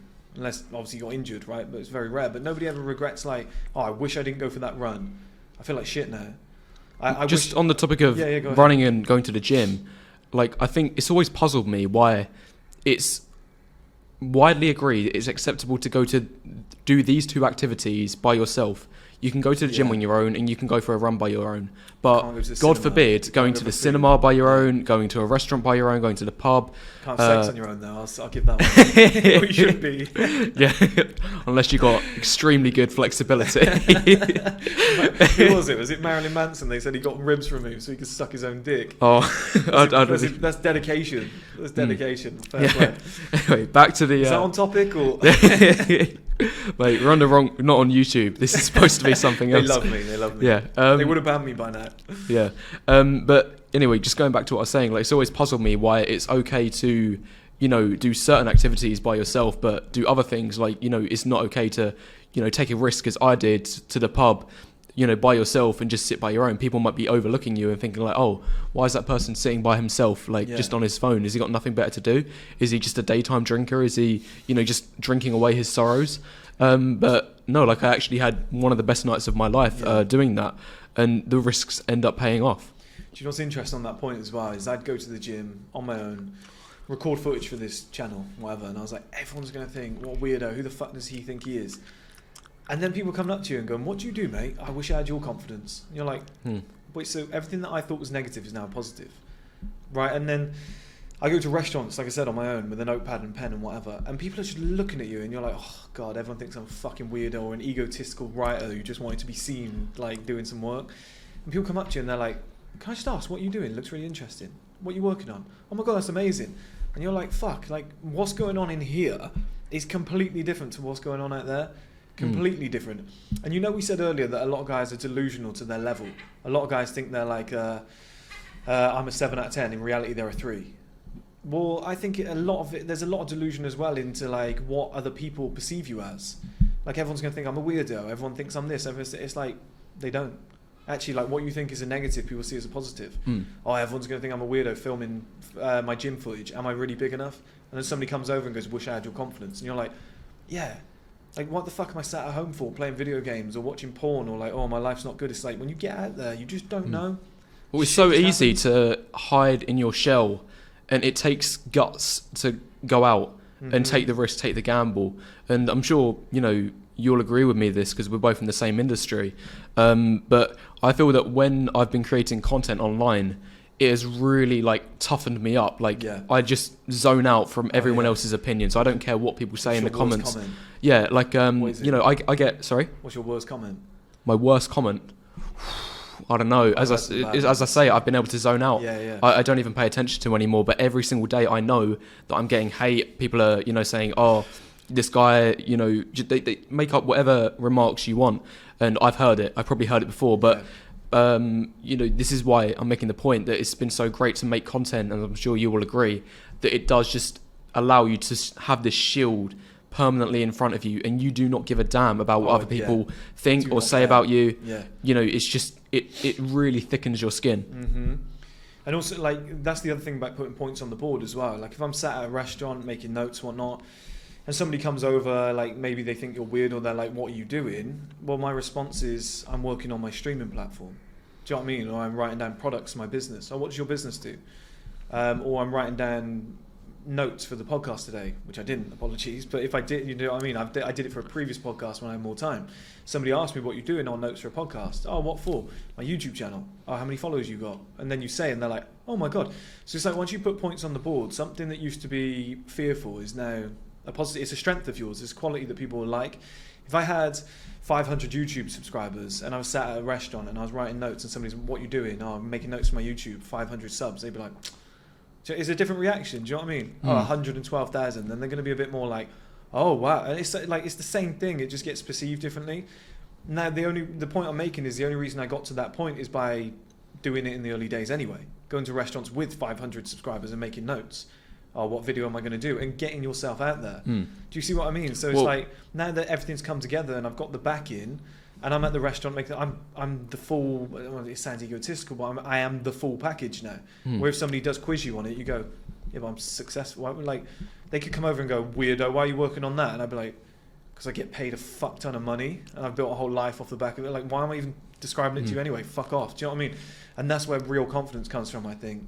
What my advice to all guys would be, if they're thinking of starting out in anything, whether it be YouTube, their fitness journey, whatever, for the first 6 months, just keep yourself to yourself, keep quiet, don't tell anyone. That's what I did when I started my channel. I didn't want any like attention coming to me and saying like, hey guys, I'm starting a YouTube channel now. See, I didn't and then 2 months later when they check up on me and they're like, oh, that lasted a long time, didn't it? Nothing's ever came from it.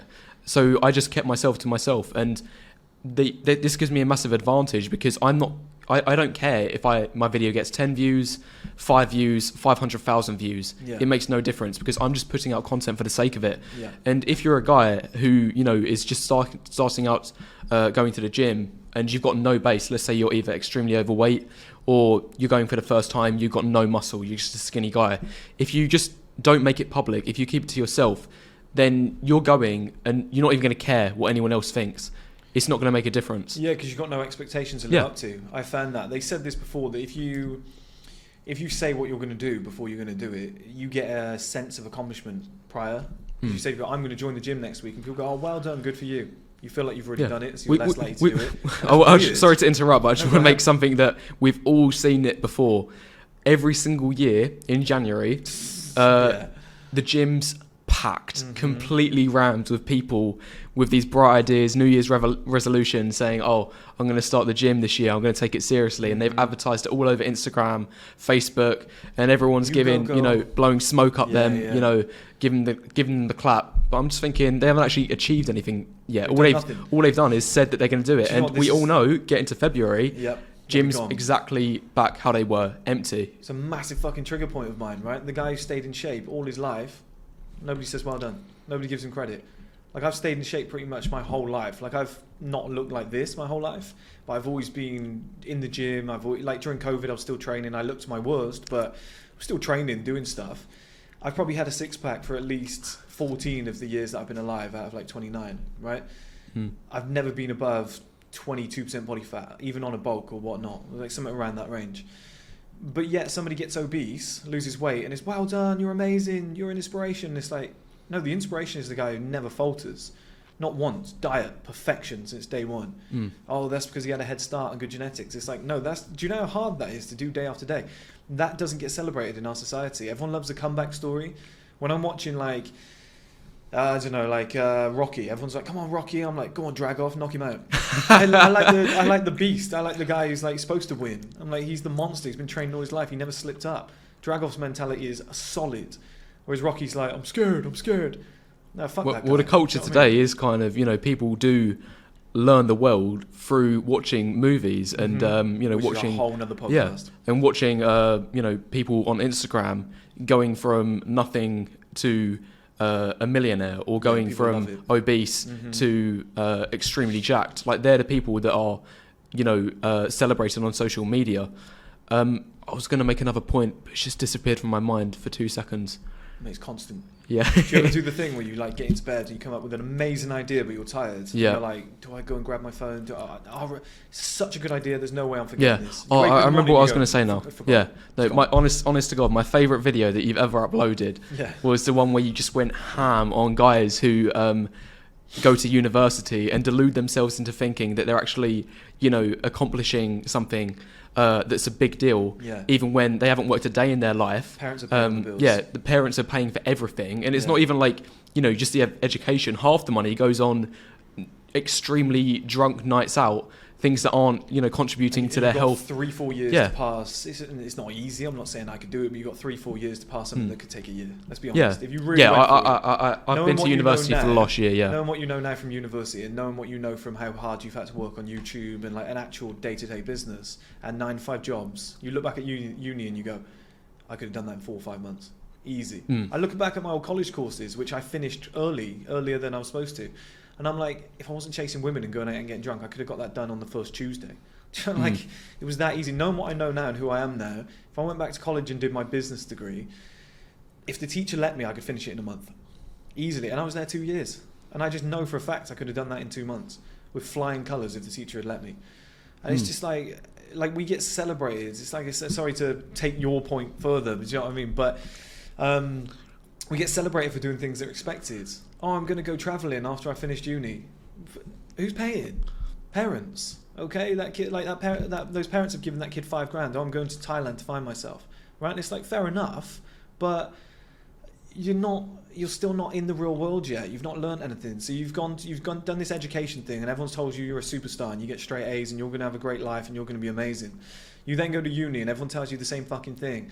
You come back from uni and you're like on a weekend and your parents are telling everybody, oh, my son's at uni, and they're going, oh, well done, you're so successful, congratulations to you. And it's like, That motherfucker was snorting coke last night. He's not better than anybody else. He's put on 10 pounds since he arrived there. He's not accomplishing anything. Yet the kid who's getting stuck in with an apprenticeship is putting more fucking points on the board mentally, financially, everything. But more importantly, he's just getting in that psyche of you have to work hard. Because I think everybody I know went to uni, bar yourself, has come back. Well, I didn't know you before. Has come back fatter, uglier, 100%, broke, massive debt, and you go. So what did you learn? That life's easy? Because that's basically what you learn, that you can wake up at 1 p.m. I didn't learn that. I was working on building sites and I was told, get up at 5 a.m, work your fucking bollocks off, get shouted at by the big, strong, masculine guys, you lazy little cunt, and they'd smack you with a shovel if you weren't working. That is now bred into my business where people are like, you should take a day off. And I'm like, no, I don't want to take a day off. I want to crush the competition. GQ is going to be in that fridge, or a better fridge in the better penthouse. Do you know what I mean? And I got that from my dad as well. That's my mentality. But I feel like that whole like uni, go travelling, you'll figure out what you want to do in life eventually. It's like we need to bring back more of that culture of like, listen here, you little fucker, get some work done. Like we're too nice to each other. You know, the masculinity side's gone. I had that from my dad. He was like, oh dad, I want to quit. He was like, you don't fucking quit anything, you soppy little cunt. Do you know what I mean? Like that's what he'd say to me. And I feel as though that sort of thing is gone, and there's a lot of guys out there that don't realise now that you might need to go and get a job in customer service because your social skills suck. Like people see it as like, I can't get a job in that because I have bad social skills. It's like, no, you should get a job in that because you have bad social skills. They look at it the wrong way. It's like, oh, I've got anxiety, so I don't go out. It's like, no, you need to go out because you've got anxiety. 100%. And they look at it the wrong way around. They've got it backwards. Yeah, and that comes from this mollycoddled educational system, which is nothing like the real fucking world, because everything's done for you. Everything's done for you. Well, I've got so much to say about the uni thing that we were talking about, like especially because I've been there myself for the last year. Like I've just seen everything. It hasn't opened my eyes in the real world. You know, working, having a business has opened my eyes to the real world, but going to uni showed me how bad it potentially could have been. And I think the root of the problem of why these, but I think women can get away with it doing that lifestyle for a few years and they can still look like they're on the ball. But for men, them doing that, I'm seeing the opposite. But society's perceptions of those guys, the root of the problem is that that's what they think is the best thing to do. And these guys are successful. Like, you know, little Jimmy comes back from uni at Christmas for the family gathering, and everyone's like, "Oh, well done, son." Yeah. Like that's what the dad's like. He's like, uni? "Yeah, that's what the dad is like." He's like, "Oh, well done, son. Yeah. You're going somewhere one day. Like, you know, well done for going uni. Well done for passing your exams." So I'm just thinking, he's done really, you know, is passed a memory test. And he's gone to, he's gone out 3 nights every single week, getting absolutely hammered, destroyed his physical health, stumbled the next morning into a lecture, which you have roughly 2 a week, depending. It's even worse for some courses which are in the arts. You'd be lucky to get 1 a day. So you do an hour of work a day, hungover from the night before. You take a test in December and then another test in June, and then you get a piece of paper at the end. It is not at all real work, but real work. I'm confusing work and the real world. But these people are actually celebrated. These are the ones that are seen, oh, you actually know what you're doing. And what's the irony is my experience, because I dropped out of uni to focus on my business and my channel, I experienced the polar opposite. If I told people, oh, I dropped out of uni, their initial perception is like, oh, you know, you couldn't cut it. You weren't living up to it. Like, it was too difficult for you. And I'm like, no, I've got a business that is, you know, being, for the last year, it's been successful, you know, like touch wood. Like, let's hope it continues that way. But people have those negative perceptions of what I'm doing. They think like, oh, you've just got a YouTube channel. How cringy is that? What's that one that people always say? Like, somebody posts something like, I've just started my own business, and it'll be like 3 likes and well done, good luck. And somebody's like, I'm pregnant. It's like fucking 4 million likes. Do you know what I mean? Everyone's gone crazy. We celebrate the wrong things. But that is why, touch on social skills again, that is why entrepreneurship or trying to do anything with your life, a 9-to-5 job and trying to be the MD of that company, just trying to rise up the ladder, it's lonely. It's really lonely. Like that's the one thing I probably struggle with the most, is the loneliness on this journey. It's like trying to work on going to the gym on your own, working on fitness, because there's very few people who are that dedicated. Do you know what I mean? I've got one friend who's that dedicated as me, but he's at work. I can go to the gym. Do you know what I mean? It's like we live in different areas. So you're going to the gym on your own, you've got your headphones in. It's very, very like solitary. You're working on your business. you can't hire employees in the early days, so you don't have the money to do it. It's very solitary again. You're trying to remove distractions, which is not going on a night out with friends. You're not going after the girlfriend or like going on dates or whatever because it's expensive. And you need that time and money to focus on your business and stuff like that. It's just like everything's a solo project. You have to be super selfish, do you know what I mean, in the early days. And environments like uni, surrounded by all these friends, we're going to be friends forever, there's parties every night. And it's like when you get in the real world, so many people struggle to transition. Like school, uni, education. It's a hold your hand way of getting people through life. I just think it teaches you absolutely nothing. If you want to be a doctor, you have to go, right? But if you want to be anything else but a professional in like teaching, doctor, whatnot, just get the fuck out. Get the fuck out. Go and get a 9-to-5 job at 16 years old. Now the legal age in the UK is 18, isn't it? Because you have to stay in school to a certain stage. But 18, go and get an apprenticeship, get some money on the board, start spending all your spare time researching. I mean, crypto's in a shit state right now, but it might be a good time to invest. Search the next big thing. Do you know what I mean? Like find what I found. Like I found crypto when it was popping off. Go and find like whatever the next big thing is. Like is augmented reality, is VR going to finally pop off? Like just go and research like fuck. Because I promise you, like going into people say, oh, you'll get a really good job. Like we said earlier, you got a really good job, right? 40,000 per year. I had one, 50,000 per year working in London. I was pretty much broke because like you can't survive that well in this modern world without 8 to 10 grand per month anymore. Like it's really, really difficult, especially in places like London. It's just so tough to do. Yeah, I've just wrote a few notes on my phone again. That's what I figured you were ready to go. So yeah. Like I think I think that it is like a lot of the time beneficial for guys to get out into the real world and get an apprenticeship at 18. And a lot of the times the mindset is as important, if not more important, than the money itself. Because going to uni, it puts you in this wrong frame of mind. And you just get into this routine of, I have to stroll into a lecture a couple of times a week, do barely any work, and then, I can still afford to go out partying off the back of my parents. And the other thing quickly is not in your hands either. This is what annoys me, where it's not like real life. You go to university and it's like, you've got to be here at this time, on this date, and there's a lecture, right? You've got an exam on this date and you've got to pass it. It's slow. It's boring, it's slow, it's methodical. It's all, the course will be on this date, you've got 2-3 years to pass it. If you quit at like 18, right, you go and get a factory job, you can go, I need an extra 5 grand in order to start up my business and afford all the equipment that I require. You can work extra hours, you can do overtime, you can do weekends, you can get a pay rise. Like it's in your hands. You can ask to do nights instead of day shifts, and now you're getting double pay. You can go and work Christmases and then it's like life is then in your hands. So if you want something in 6 months, you can make it happen. Whereas when you're at uni, you're stuck there. You can't go up to your teacher and go, can I pass this in 2 years? I'm in a rush, I want to get shit done. They'll be like, no, that's not how it works, pal. That's not what you pay for. You pay for, the course, the 3 years. Well, it's become more about, I think recently it's become more about the so-called experience, and it is the degree itself. People aren't going to uni to learn. They're going for the experience, and then the piece of paper at the end of it is just a byproduct of that. Like my advice to guys who are currently young, and like obviously uni might be the only option if you are, as you say, getting a job such as a doctor or a lawyer. Like you can't get into the field if not doing that. But if you're in a position where you're on the fence about going to uni, I would say don't go.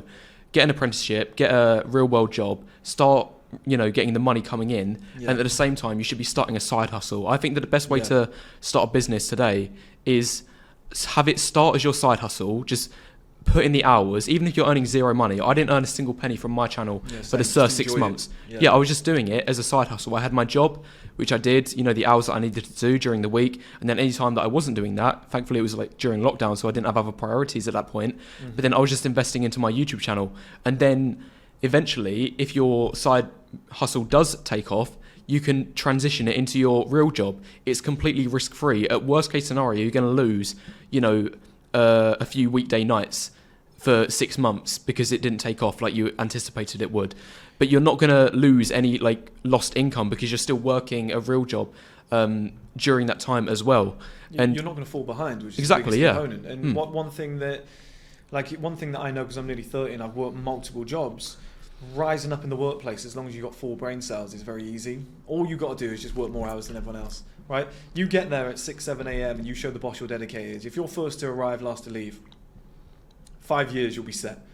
The boss will give you 2-3 promotions, and if he doesn't leave, go and do that at another company. Like somebody will.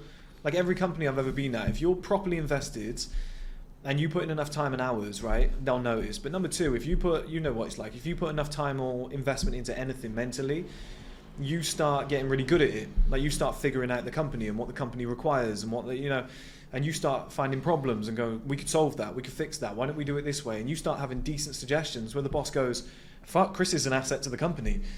And people go, I've got to go to uni to get a good job. It's like, I promise you, as long as you just get an interview, as long as you get in, even at the base level, if you put in 5 years of hard work, which the point I'm making is if you skip uni, get a job at 18, side hustle, try and take a little risk and it all fails, but you've still got 10 grand left over in the bank, and then you go, business isn't really for me, side hustle, whatever, didn't really work, I'm just going to get a normal 9-to-5 job, and you put 5 years of hard work in, the person who's coming back from travelling after uni is starting from square one with debt, and you're already at a point square one, like, you mean square minus 5? Yeah, they're actually below the level. Yeah.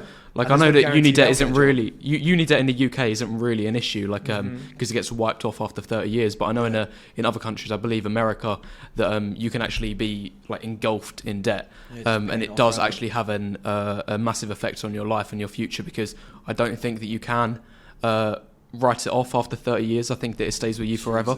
So that, you know, is very problematic. I'm not 100% sure on that, but yeah, it is exactly what you just said. Like, it can, you know, swallow you up. But, you know, going back to, you know, what you were saying, like, I think that I was actually going to relate it to a different point. The reason why I think that having a side hustle, starting a business, is always going to be a superior option compared to getting a job in the real world, even if it's a high paying job. You know, let's say that you're earning £100,000 per year, which is, I'm guessing, like top 5% income in the UK. Even if you're earning that amount, like, a business is limitless. Like, you're always going to have a ceiling if you're in the real world. And the problem with jobs, you're never actually paid your actual worth. You're only paid the tiny fraction of that. Like, I spoke to a client a few weeks ago who had a consultation with me. He's got a ICT job. He like does computer programming and things like this for a big tech company.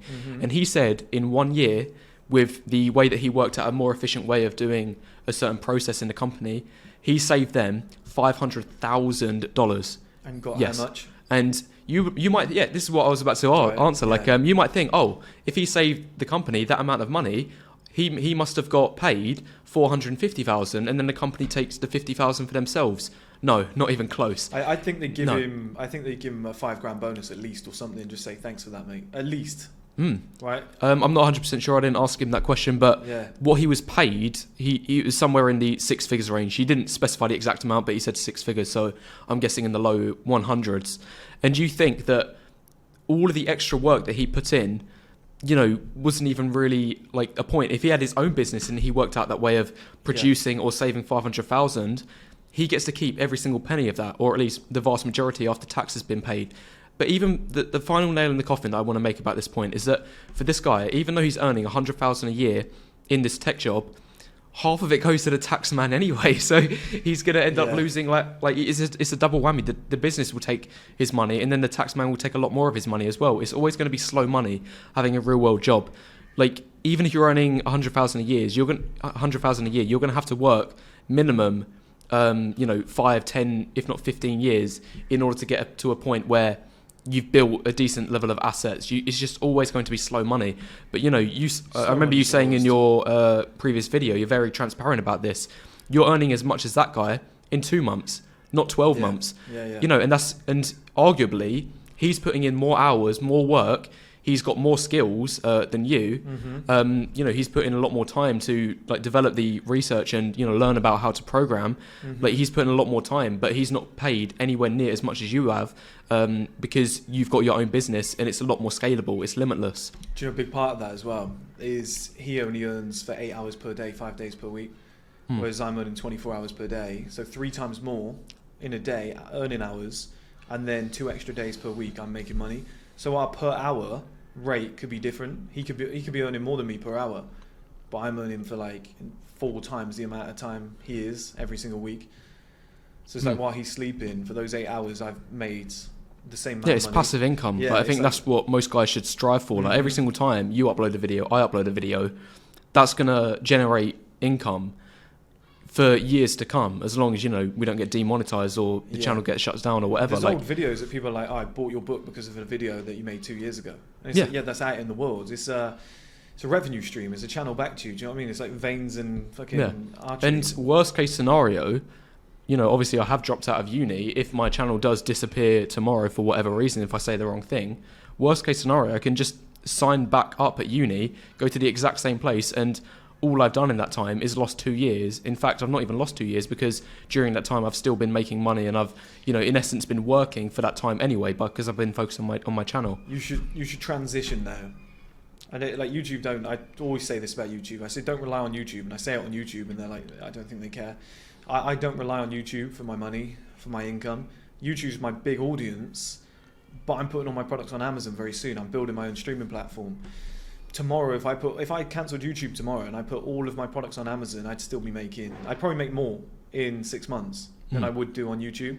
And it's like, You're not even monetized on YouTube, aren't you? no, You that's turned what off I mean. monetization. I say cunt. Do you know what I mean? Like 400 times a video. So it's just like, what can I do? Do you know what I mean? I'm not going to get. They're just going to ban me. Do you know what I mean? If I monetized it and say, oh, this is for kids, whatever. So I've just protected all of that, which has probably affected my subscriber ratio. I'd probably have like 5 times more subscribers if I had ads, if I let 16-year-olds find my videos and below and whatnot. But I don't. So, you know, but I just think it's worth it, because you've always got to protect yourself. Like tomorrow, if YouTube said you're banned, you're gone, I'd be like, that's fine, still got a business. 1STMAN products, everything that I do is still a business. You know, so what social media is to me, especially YouTube, is just a way to, it gives me attention. Like I've got a voice. I've got a big audience that goes, what do you want to say, Chris? I'm listening. That's it. That's all YouTube is to me. It's a place where I can communicate with like-minded individuals. If YouTube wasn't around and social media wasn't around, I'd be doing it in the yellow pages. I'd be doing it on reality TV, whatever. I'd be trying to get my points across. Like I said, Tate was going on reality TV non-stop when he was younger. That was the platform back then. Reality TV was the thing. He was on Big Brother, like Survivor Island or some other shit he was on. He was on some travel show. He's been on about 18 different shows. Him and his brother went, we need attention. We need to be seen. We need to have a voice in the world. And when social media came out, that's when they popped off, because they know this. They've been understanding this for years. And that's the biggest thing that any of us can have. Me, you, Hamza, Tate, whatever. You know, fresh and fit, we just need to be heard and seen. And if you are heard and seen, then you've got an opportunity to sell people something, or you know, get involved in a project, or like my streaming platform. Like I could spend 20 million on a new show, put it out there. If nobody knows it exists, nobody's going to watch it. Whereas if I eventually have got an audience of like 2-3 million on YouTube and I release a trailer and 50,000 people go, I fancy watching that, I'm going to go and sign up, then you make revenue off the back of it. Do you know what I mean? It's very fair, but it's attention. Like everything is attention. Well, I made a community post, I think last week, and some people said it was cringe, but like I'd like to hear your thoughts on this. But I said, like, status is easily turned into money, but money is not easily turned into status. So so if you've got status, you know, like you've got an audience, even if you've got, you know, 100,000 subscribers or 100,000 Instagram followers, I think it's easy to turn that into a stream of income to the point that you don't even have to work anymore. In fact, the reason why I think that it's so advantageous is because 9 to 5 ends up becoming your last resort.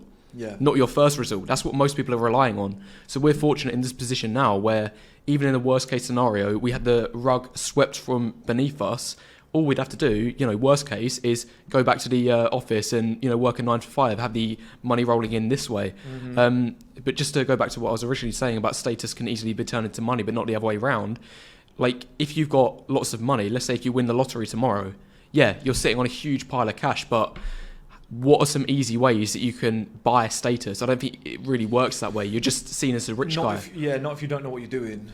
Like, to touch on Tate, what would your recommendations be? So let's say, you know, obviously this won't apply to many people in our audience, but let's say that you do have a big source of income coming in, you do have a lot of resources. How can you turn that into status? The thing is, like, you can go and buy all the clothes, you can go and buy the cars and whatever. Like, you can win the lottery and go and buy all the shit tomorrow. But number one, you don't have the experience. You don't know what to do with that money.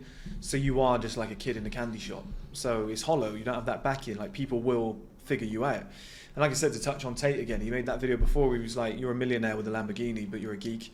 He was like, you're still a geek. He was like, when I get out of a Lamborghini, people go, mafia boss, gang leader, top G or whatever he likes to say. It's almost going back to your straight 7 system earlier. Yeah, that you you just got to spoke be about. well-rounded. Yeah. It's like because if you do, he was talking about crypto. People made money from crypto, and then they don't know what to do with their life. And it's like, yeah, because it's too quick. Like to be in the position that I'm in today, I've been through a lot of shit. Do you know what I mean? Like outside of work, burying my dad and stuff like that, losing my best friend and whatever. Like these are all going to the funeral and having to do a speech. Like does something to your brain. It just makes you mature overnight. Having to grow this business and have days where you wake up and it's like that's gone wrong, that's gone wrong, that's gone wrong. You got to put out 100 fires. It just matures you and grows you up. So now when I deal with problems, they're like my daily task list now. I do like a weekly one, but it's an old quote that I used to do. But like my daily task list now is like other people's life goals, because that's the stage I've got to. Like if somebody else had completed my daily task list, they'd be like, I've completed life. Or my weekly task list, like release a body wash, release 1,000 supplements, release this, release your own fashion line. For some people, that's their entire life goal. For me, it's just like a daily thing. It's just like, every week I can release a fashion line. I've released this new product. That's something they're striving towards forever. I've come to that kind of position in life from constant daily just chipping away at my brain, my body, like going through all these experiences, failing, winning, this went well, dating all these girls and being like, not sure if that's really what I want. There's a lot of, do you know what I mean? Like you learn these lessons along the way and it body hardens you, it brain hardens you, it just forms a certain character. And then it's like having money is no guarantee of you being that like top dog. It's the same with fashion. So I could give you $1 million. You could go and buy a load of stuff that you think's popular because it's Gucci, it's Versace, and you could look like shit.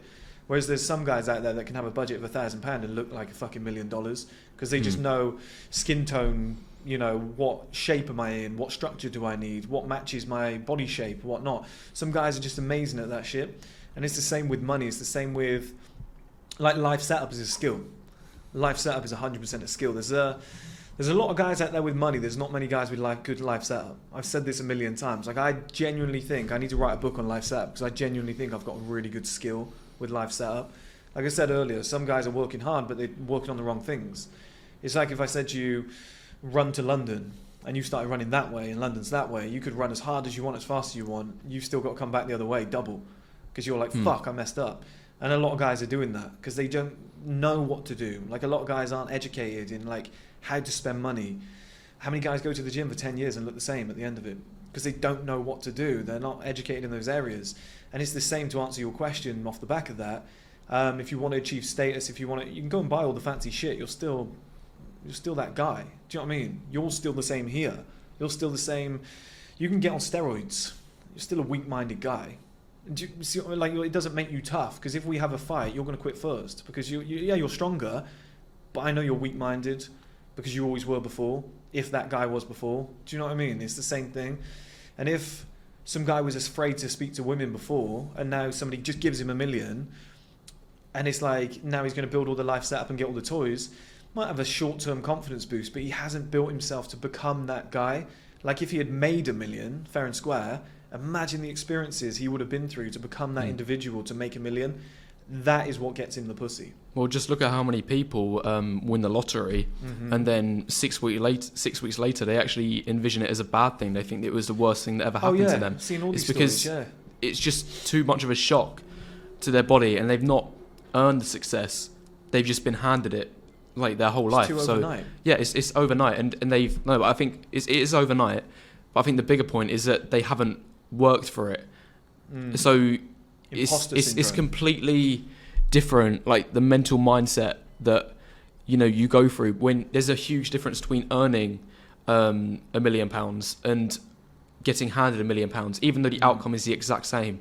But I think mentally, the person who works for it every step of the way, he's going to be in a much better position mentally, and he's going to be a lot more cautious with spending it and spending it the right ways. Value it. So yeah, I would 10 times rather be in that guy's position who's built the business, earned the money, and paid his own way and paved his own path to success, rather than being handed just everything overnight. Like touched on a point where guys say to me, "Oh yeah, but Chris, money isn't just going to get you women and whatnot," and I'm like, "No, guys, like you don't just get rich.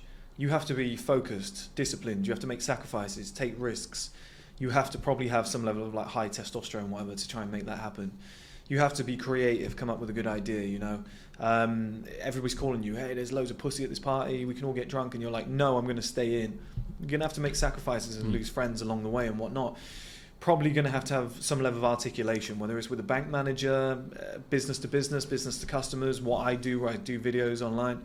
You're going to have something about you, external traits. That is what, you know, money gets your foot in the door, is like for the external attraction. A girl might be like, he's got a Lamborghini, he does well for himself. She'll quickly find out in the first like 2-3 minutes if you're worth being with or not. Oh, he's inherited daddy's money. Do you know what I mean? I'll use him for a couple of dates. That's what's going to happen, you know, because you're hollow. It's like on the outside, you're this beautiful, shiny thing, but you're like paper mache. But yeah, it's like paper mache where you can just like drive your fist through it, okay? So it like looks amazing on the outside, like a piñata. You might look at it and be like, wow, it looks beautiful, great artwork, but you hit it and it just crumbles. There's nothing inside. And that is what I see from a lot of guys out in the world. Like you said earlier, touching on the finance point, they go and buy a car on finance. It's like, but you're not that individual yet. You are faking it till you make it. And I just think, they think they're going to get the car and just become a certain individual and the confidence is going to go up. And then they're like, why am I still the same person? Because you haven't built up towards that. So that would be my advice. And like I said, life setup's a skill too. There's a lot of guys with a ton of money, they just don't know how to spend it. So example I always use, it's the easiest one. You win 10 million on the lottery and I win 10 million on the lottery, right? A lot of money.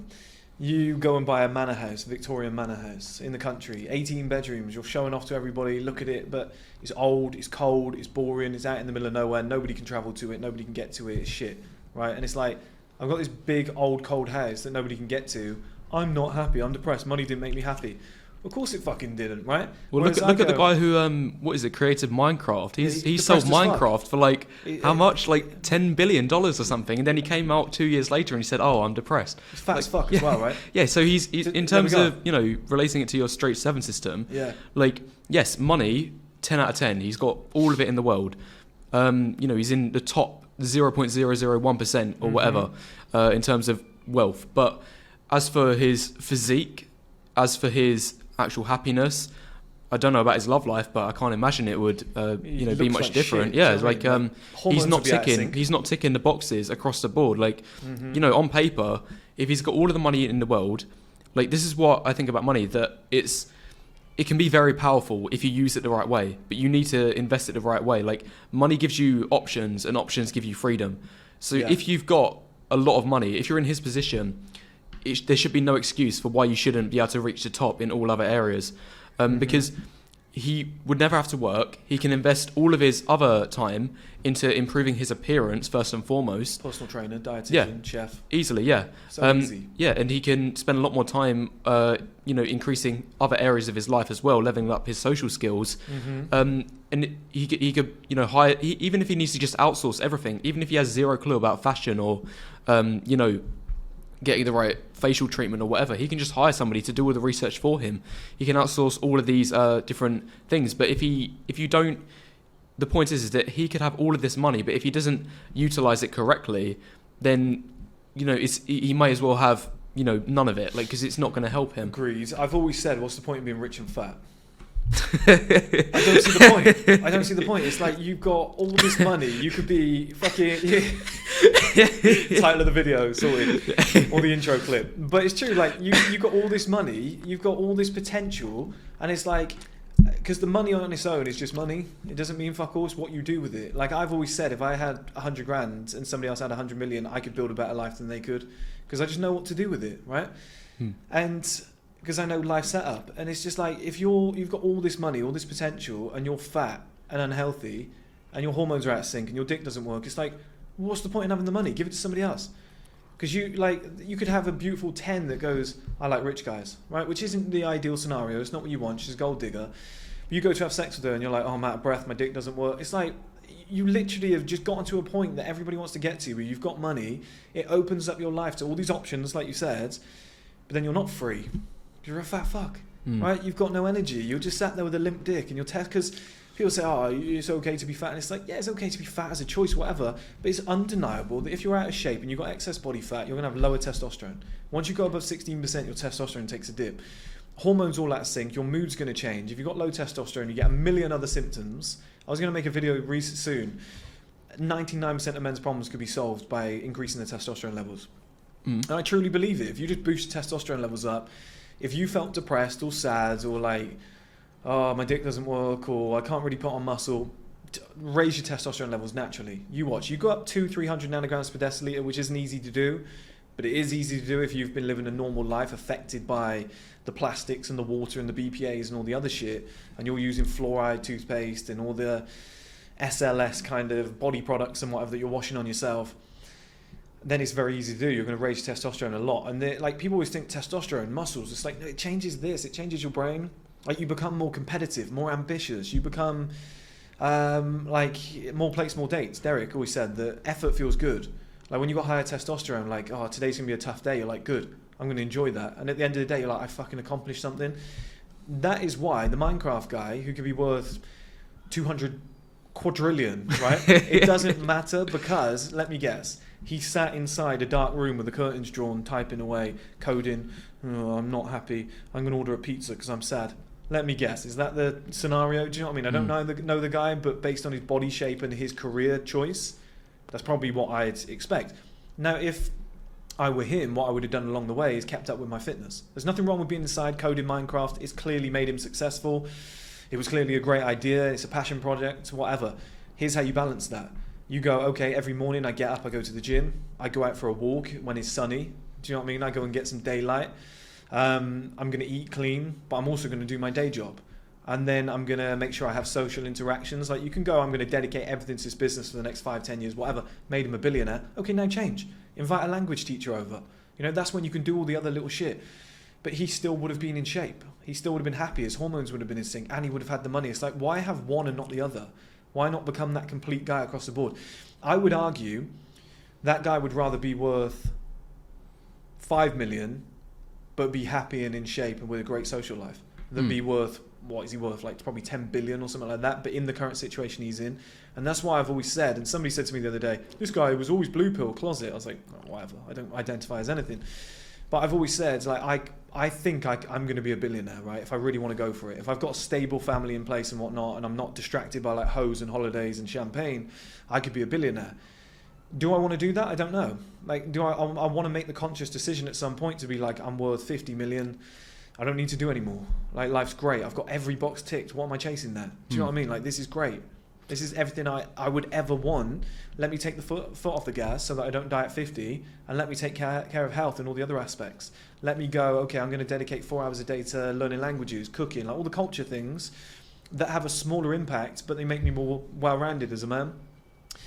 And then, like, I travel the world more. I raise my kids. I look for more fulfillment. But I think so many guys are just like, I'll become successful, I'll get a Lamborghini, and it's like, it's just, that's not the play. It's not the play. My next door neighbour has a Lamborghini.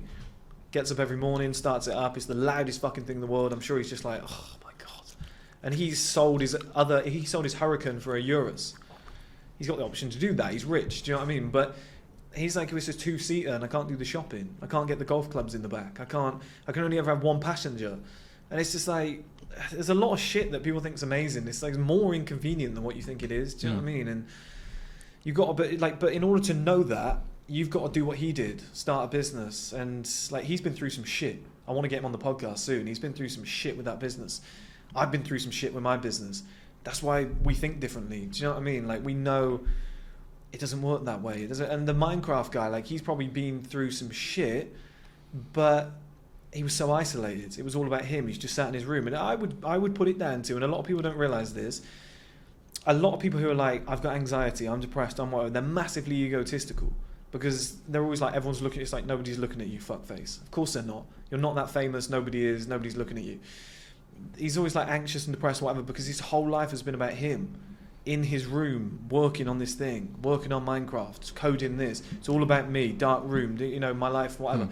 If he went out into the world and was like, I'm going to go and do some charity work, I'm going to use my money to make this life better for these people and whatever, which he might be doing, I don't know, but if he went out and did more things like that and went on like a charity group run with a bunch of people, I'm sure he'd be feeling fucking amazing. But it's like a lot of these people, they make money and it's all about like, I'm depressed, money hasn't made me happy. It's like, stop. Like, you're just focusing on you. Do you know what I mean? Oh, I bought a Lamborghini, it didn't make me happy. It's like, well, go and spend it on other people then. Go and do something different. Go and help people. When was the last time you asked somebody if they're all right? Like, did you sit opposite your therapist and go, how was your day today? Because I guarantee they don't, and they're these types of people. Do you know what I mean? It's like, that's where a lot of this fucking depression comes from. It's arrogance, it's ego. There's a lot of it.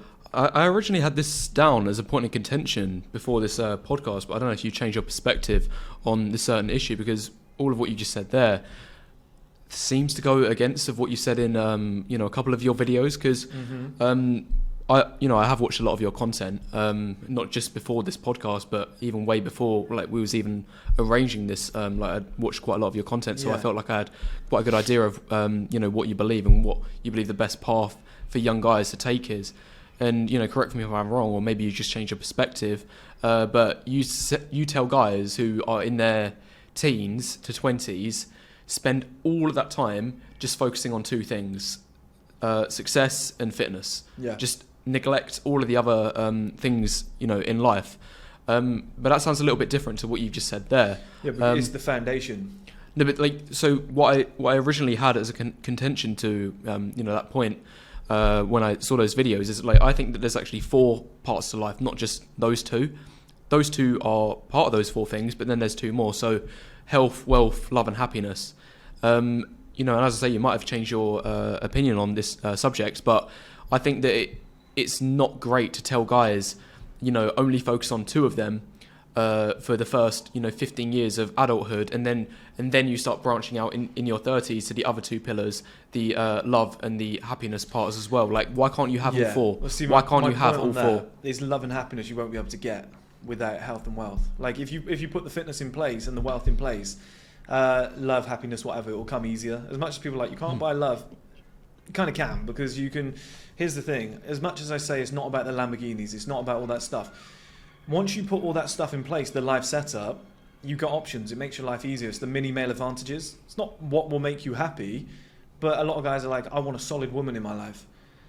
It's very easy to get a solid woman, become successful, get in shape, and then I think that display it's just, that to the world. She'll be in your life. By the sounds of it, it does sound like you still believe the same thing. Then that it's like that's you should the core focus foundation, though. Like that's what you have to use. But I think that it's jumping out into the fog. Like, this is one of my disagreements that I have with you. It's teaching young guys to jump out into the fog with no clear end in sight. I know where you're going with this. Well, like, what I was going to say is that, if you look at my position right now, like, I am one of those guys that you would usually talk to in your videos, and you might tell me, ignore everything else, just focus on your business and focus on improving your health. But why can't I have all 4? I feel like I do have all 4. Like, and I think telling guys to neglect the other 2 things is going to be extremely damaging for their mental health. And I actually think that having the other 2, the happiness and the love in my life, it actually complements the other 2 things as well, because it gives me more motivation. It gives me a reason to wake up every morning and put the work in that I want to do. Like, it's too long to wait 15 years to start, reaping the benefits of that work. It's just too far in the distance for me. 2 points on that. If you do the fitness and success thing and you go, I'm going to dedicate nothing to these, and it's going to be 15 years, it just won't be 15 years. As soon as I started to make any sort of progress with fitness or success, female attention, like, life opened up. There's more options. I was like, oh shit, I can take a day off. Like, I've said to friends before, I was going to work my bollocks off till I was like 37, 38. I'm in a position now where, like, I've had 50k months and I've gone, I can book a holiday. Oh my God, I can take a weekend off. And it's like, I can go and date a girl. I can take her here. Because I'm driving around in a nice car and I pull up outside a restaurant, I get attention from whoever's at the restaurant or whatever. You bring a girl back to this place and you've got all intention to wake up tomorrow morning and work hard, but then she's like really interested in you and she wants to see you again. Do you know what I mean? So it's like, as much as I say to guys, go cold turkey, if it goes well, you won't have to be, because it will all come to you. Like, life will improve, and then the love and happiness will come into it. Now, in an idealistic world, if you can do all 4 at once, then congratulations to you. The way I looked at it, though, is there's not enough time and money in the world, or at least in an individual's day, to do that. And I always thought, I took the Elon Musk approach, where he was like, if you work 18 hours a day, 20 hours a day, and another guy's working 8, you'll just get what he's got faster. Okay, so I have a strong disagreement on this point. Okay. Sorry to interrupt, I should let you finish your point. But like, the reason why I feel like I can split my time a bit better and focus on all 4, not just 2, because if you focus on just the 2, like, if you're able to forego, let's say, having good times with your mates, which might be the happiness corner, and you're able to spend that time, let's just say 4 hours extra, focusing more on your success. So you're going from 8 to 12 hours a day. I think that when it comes to work, it gets to a point where you get diminishing returns. So if you work 1 hour a day, if you go up to 2 hours, you're going to see double the results. It's, you know, it's a simplistic example, but you know what I mean. Mm-hmm. But going from 8 to 12 or 8 to 16, it's not going to be double. It's going to be maybe an extra 10%, because I think you're going to get so exhausted and you're going to be yearning for, you know, the other two corners that are screaming out for you. They're saying, like, you know, now's the time to take a break. Like, I feel like I'm at the level right now where I've leveled up my health and success to a decent degree. Yeah, of course, like, I'm not the most jacked guy in the world, not even close. And I'm not the richest person in the world, not even close. But I feel like I'm doing better than the average guy. Mm-hmm. And at this point, I feel like I'm at the point where I can start cashing in my chips, that I can start focusing a bit too much. I love the way you said that, cashing the chips. Yeah, no, I can start focusing on... Have you watched my Stick or Twist video? Yes, I have. I got the, you know, gist of it, but do you like, feel like you're you know, there? but like, just to wrap up what I'm saying, like, you know, I'm not sure if you would give the advice to me to, you know, no, stay at home, like, carry on the fitness and success for 2 more, so you can really 2 more years, so you can really get a good bang for your buck. I'm feeling like, no, I can actually start to ease off a bit earlier, start taking my foot off the gas now, and cashing my chips into the love and happiness corners, and they would actually supplement the other two things even more, because I feel more motivated now, I feel happier, and, you know, it gives me a reason to get out of bed every day. See, yeah, I 100% agree with that. Like, here's the thing, younger me would have been like, no, go full ball. Like, get rid of the misses, do you know what I mean, all that stuff, just go for it, like, full ball. As I've gotten older, I've appreciated not everyone's the same. Like, I am a mentality monster. Like, it's been thrown around in sports a lot lately, but I've got that, where, like, I was able to do, I had a girlfriend in between that, but I was able to do like 5-6 years on my own, pretty much just working my bollocks off, dedicated to it every day, because I knew where I wanted to be. Like, my personal happiness was, I want 100 million minimum. Like, that's kind of like where I want my net worth to be. I always knew I wanted to do the streaming platform. I always knew I wanted a certain type of body to be happy with who I was and whatnot. And I knew in order to get there, it was going to be everything all bust, right? And I'm 29 years old, and I've got it all already. Most guys who are 29 years old have just, like, they've maybe just done their first career change, because they're like, that's not really what I wanted to do. Uni didn't really set me up well. I'm tempted to start my own business. It's like, fuck, I've already got it all and done it all. You know, well, for the first time, they're like, I've got to stop drinking. I'm going to start getting healthy and going to the gym. They're in that position. Whereas I've ticked all those boxes and I've done them quick. And my view on this is work-life balance is amazing. I think work-life balance is fantastic. I've got it now, where, like, at 29, like, I hit my limit too. I'll be honest. Like, I hit my limit where I was like, okay, this is enough for me. I need some love. I need some happiness. I need a social life.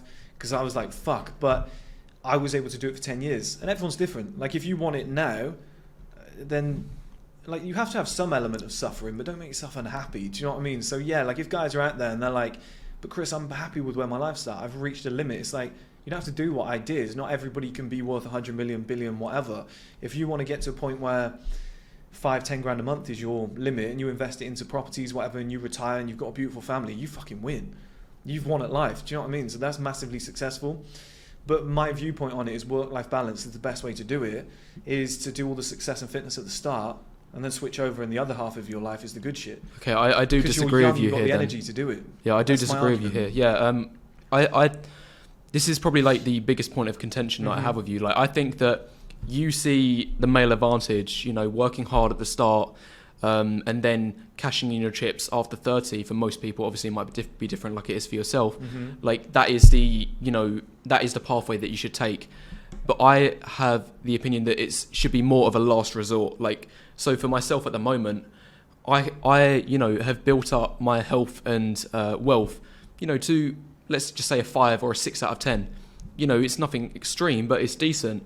And I can start focusing more on love and happiness now at the current point of life I'm in. But even then, worst case scenario, my last resort is the male advantage. Let's say that.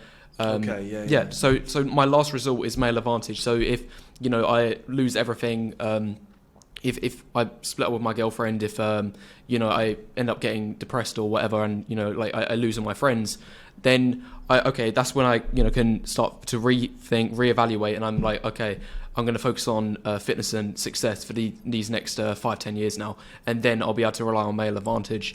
But I don't think it's wise to rely on male advantage and just knuckle down, go full monk mode for all of your 20s and just pray that the male advantage will come to save the day once you reach your 30s and over. It's just too much of a gamble. I think that if you can get the relationship of your dreams in your 20s, then focus on that. Like, don't throw it away thinking that it's going to get better once you turn 30 and you reach the male advantage. When you've got it now, cling on to it, and you've got the social circle, like, cling on to it. Don't just throw it away and, hope that the male advantage will come around, eventually after all of those years of work. This is interesting because we're at different ends of that. Because I've reached my male advantage, I think, and you're very much at the start and building towards whatever you're going to build towards and what option you want to take. But I said earlier, like, you don't know yet because you haven't experienced the next, obviously the age you are, I don't want to use the word behind, but age-wise, it's actually a compliment to you because it means you're younger, but you're 9 years behind me, which has also included a lot of stuff that I've lived through. So with that being said,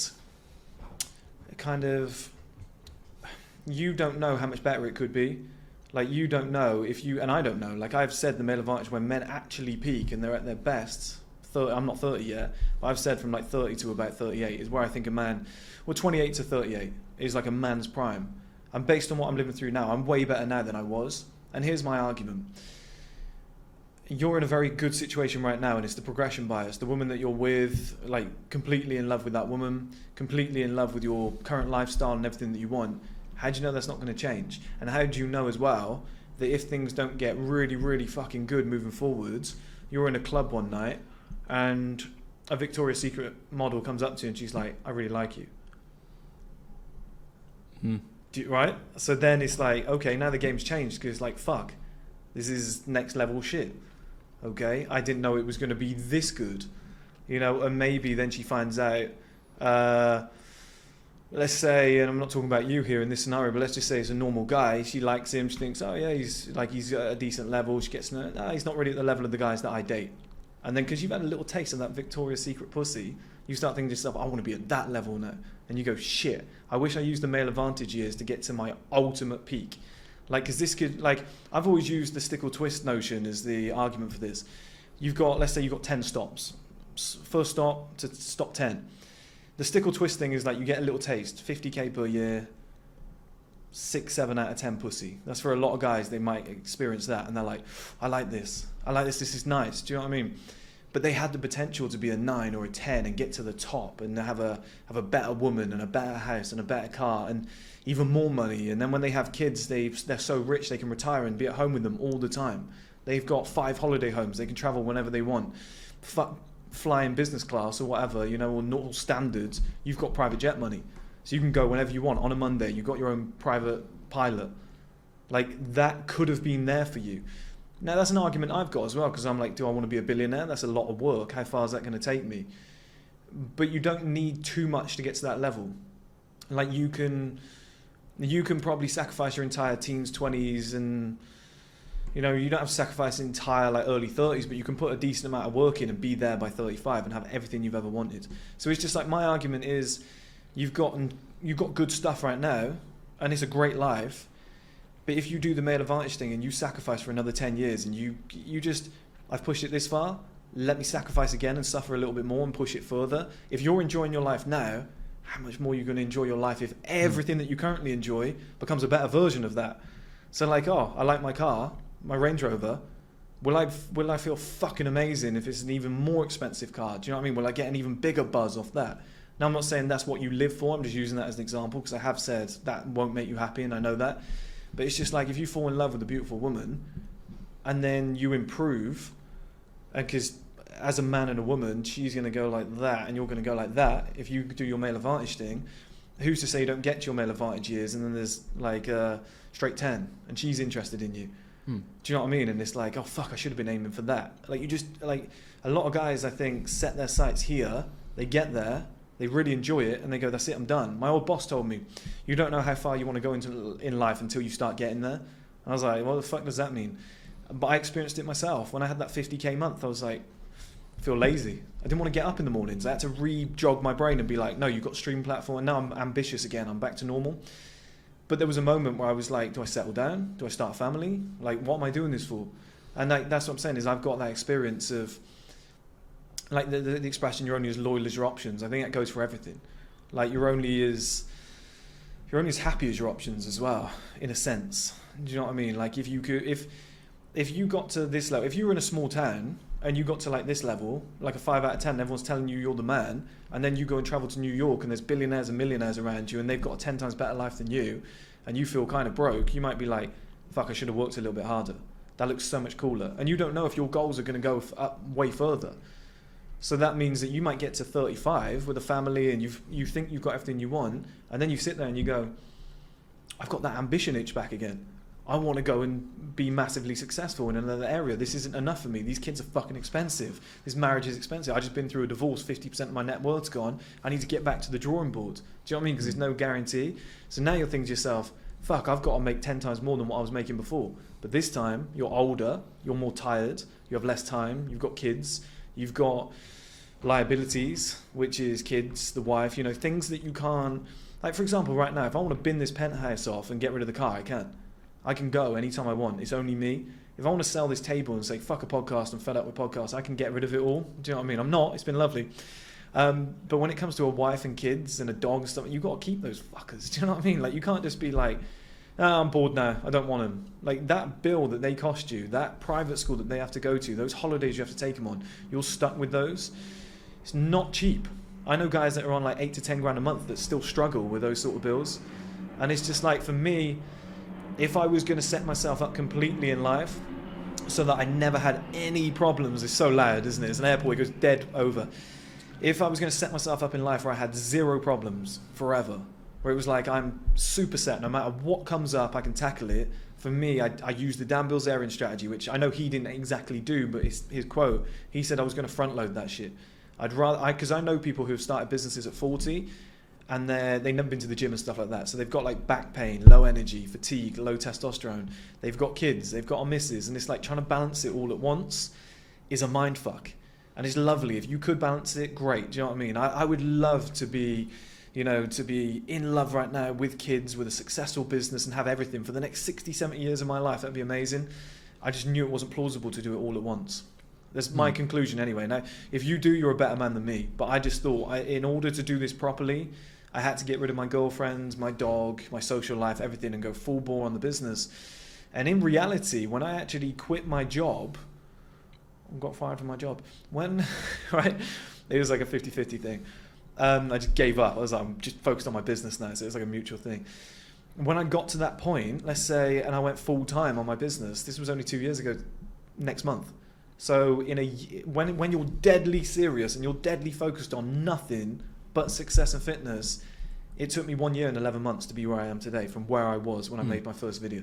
Yeah, well, I've seen the difference. I've seen your videos from a couple years ago, and just looking at the difference in the face is very, very, very noticeable. So obviously it did pay off for you. But another point of contention that I had is like, how do you know what you're saying now is still relevant today? Because if you look at the last 50 years with regard to like the way age gaps between marriages has changed, 50 years ago there was big gaps. You had men in their 30s who were at the top of their game, getting married to young women in their high teens, early 20s who were also at the top of their game. That was like where the match laid off, and I think the reason for that is because those men had worked all throughout their 20s, and then became the embodiment of the male advantage by the time they needed to cash in their chips in their mid-30s. But if you look at the way that the trajectory has changed in those 50 years and how it's continuing to go, the age gaps have got significantly smaller. The most common scenario nowadays is that you have a 22-year-old man getting married to a 20-year-old woman. Well, they might not get married until several years down the line, but those are what the age gaps currently are. Most people are age matching, if not at the very most by going a couple years up from the woman to the man. So and just to add one more point, when you look at poorer countries of the world who aren't as developed as the UK or the US, they are exactly where we were 50 years ago. So they still have those big age gaps. They have 35-year-old men getting married to the 20-year-olds because obviously women's priority is, the most highest value and most attractive women who are in their 20s. Their priority is securing the guy with resources to bring them out of poverty, give them a good lifestyle. But nowadays in the West, it's just not relevant. Women's main focus is getting the handsome guy who's also young so they can show him off on social media. See, the thing is, a lot of women in the workplace now are earning the same money as men, if not more. So the requirement for that is less. Like back in the day and in poorer countries, having a man that can provide, who just has a job, is like, fuck. It's the Darwinian male concept that I discussed. What used to be expected, what used to be praised is now expected. Oh, a guy has a job, yes. Well, of course he does. Oh, you got abs, yeah, of course he has. Do you know what I mean? So there is that element now, but you're talking about everybody, right? You're talking about everybody in that statistic. So that's your average woman from a 7 down. My argument would be what are the 8s, 9s and 10s doing? The ones that all the guys still want. The exclusive girls that know they've got pussy power at the top. They're still fucking the Drakes.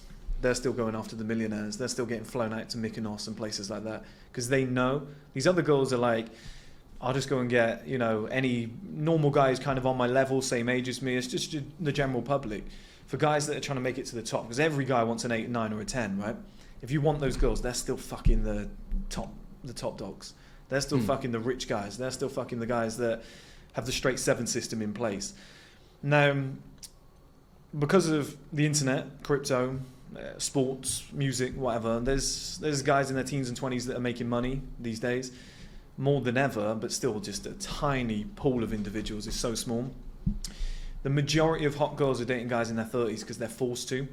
She might look at a guy who's her age, 23 years old, and be like, he's exactly my type. He's so sexy, he's what I want, whatever, but he's broke. And she's just like, I'm sexy. I've got to find somebody who's got the full package. So she goes up the ages. And to find somebody that matches her level, she's probably going to get, I'm 29, I would be on that level. It's the first time she's going to reach somebody like that, who's at that level. Like for example, Hamza's like 26 now, is he 25? I think he's 25. I'm not 100% sure, but he's That's the mid-20s. first guy I know around about that age group that's got that level of wealth. And then above Hamza, I know a couple guys that are doing quite well. And then it hits me at like 29. Once you get into your 30s, I know loads of millionaires. But my question is, why would she need that? Why would she, Because desire rarity. that? I think an important point is, thing. if you contrast it, to the poorer nations of the world, she doesn't need to marry that guy as a matter of necessity because she's looking for her next meal. She doesn't know how she's going to keep the kids warm at night. But here's the Nowadays, thing, right? as you say, and I've made this exact same point in my video, so I know we're on the same page here, that having a good lifestyle in the dating market in the Western world in 2022 has now become a matter of a desirable extra. It's no longer a necessity. That's it. What is the That's purpose? the key It's word. not a need anymore. No, but it's the social presence. It's social proof. It's like you said, it's the desirable extra. It's not necessary because what was once praised is now expected. To be able to put food on the table used to be like, what a good man. Whereas now, if you don't put food on the table, it's like, what's the matter with you? You go to Tesco, you spend £80 on shopping for the week, all the family's fed. Like, it's easy now. So these boxes for women is like tick, tick, tick, tick, tick. The one thing that really impresses them now is that next level. It's always rarity. It's like in poorer countries, the rarity is the fat guy with resources. It's like, fuck, he's top dog. Do you know what I mean? Because he's actually got access to food. He's got access, like, that's still amazing for them. That guy's 35 years old. He's an older man. Like, you see this a lot in Middle Eastern culture. He's an older man with money. That's rare. That's what I'm going after. There's a billion guys who are young and have nice hair. Do you know what I mean? But in the UK, like, I would argue it's still the same thing. I would argue that rarity factor. It's like, yeah, you've got the Darwinian male, where it's like, I would say, like, me and you, for example, 50 years ago would have been looked at like Elvis Presley. We would have been that handsome, that high up on the. Do you know what I mean? They would have been like, who the fuck are these studs? Whereas in this generation, it's like that barrier just, like, by the top 10% of guys just keeps getting raised. And even the average bum of a guy still has a job, still is probably stronger and bigger and more access to resources than guys were 50, 60 years ago. Do you know what I mean? Might have a bit more body fat, but he has 10 times better things. He has a car. A guy 50 years ago didn't. He was catching the bus with his missus. Like, he's earning 50k per year, which is now normal. But back, do you know what I mean? I know with inflation, but he has access to so many more things now that weren't there before.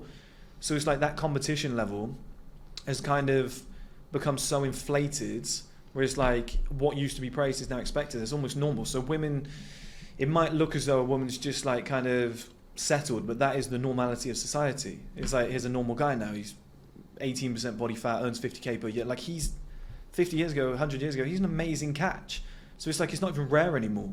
So that's why, like, girls just like, she's with a 22, 23-year-old, whatever. Like, he's slightly handsome, he's her age, they can go through life together. That's the dream. But very often in those relationships or those marriages, it's like, what is it, 90% of marriages or 90% of couples that get together before 30, that it ends. The relationship ends, right? For me, that's because she soon finds out, oh, he's an attractive guy, he's got quite a decent job, but he's normal in this current society, is what I'm saying. Oh, he's nice, it's going well, but she'll get to a point where she goes, I want kids. And I've called women this before, and I don't mean this as a horrible term, but they're financial leeches. And they don't mean to be, they just love you and they want shit. Like, women just want shit. She gets with you at 22 years old. You're a great guy. You're earning 2,000-3,000 per month. It's enough for her because you're at home with mum. Do you know what I mean? Like, life's fine. She gets to about 27, 28. I want to get married. Okay, well, that's going to cost us money. I want a honeymoon too. Okay, it's going to cost us money. I want to go on regular holidays. I see my friends going on holidays. I want that too.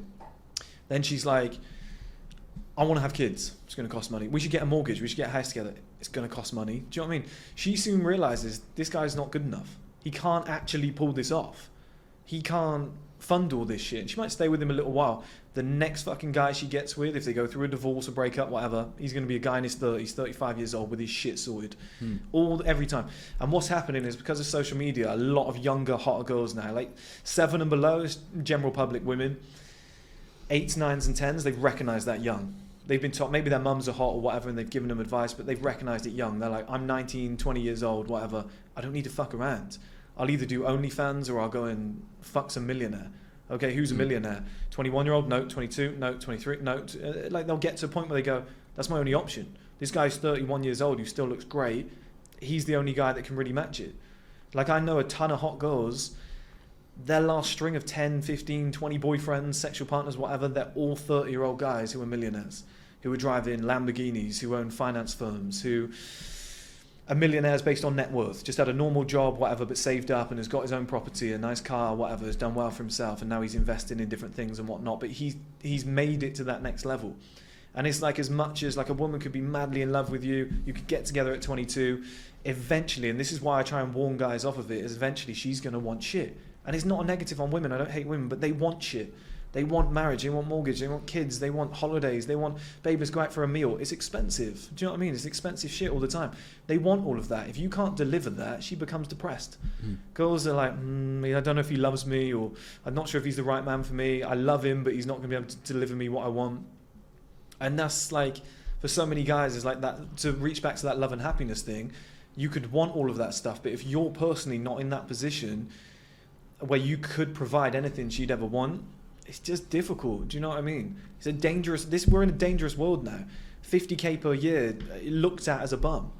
It's dangerous. Do you know what I mean? So it's like, what's become rare now is a multi-millionaire, amazing life setup, the guy who's like in Mike Thurston type shape. It's like that barrier to entry now is just like getting raised every time.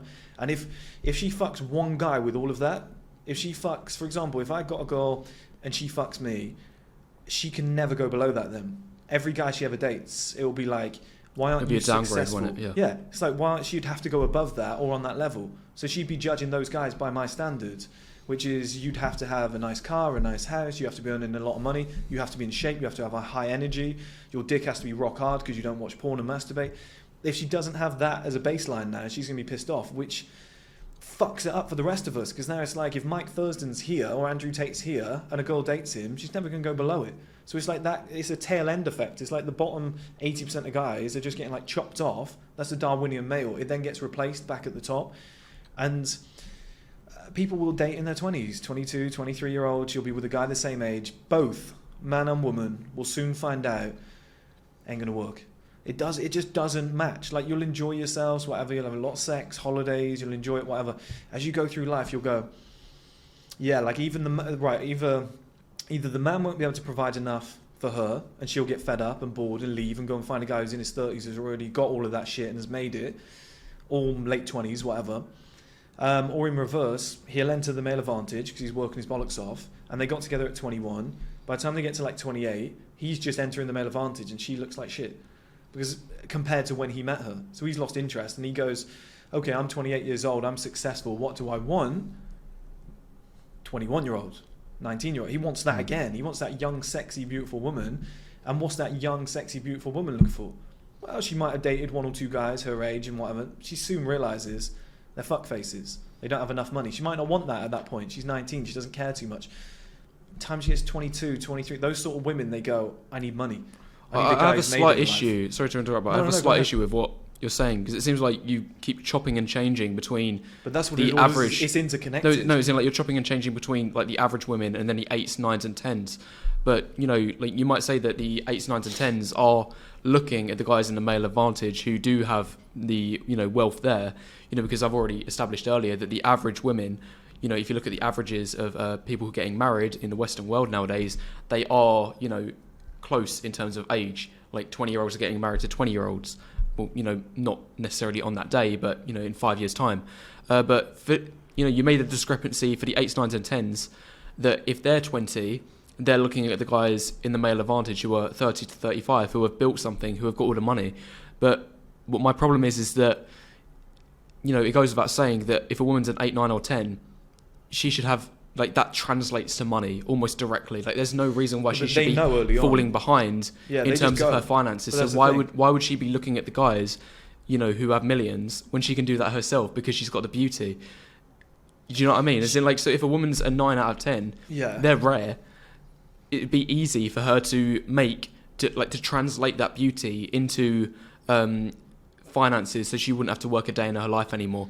Women have proven that time and time again. Look at you see these stories every single day on the news of another 9 out of 10 woman who's created OnlyFans and is making 10 grand every single week, and she's been able to utilize that beauty in order to make a extremely good living for herself.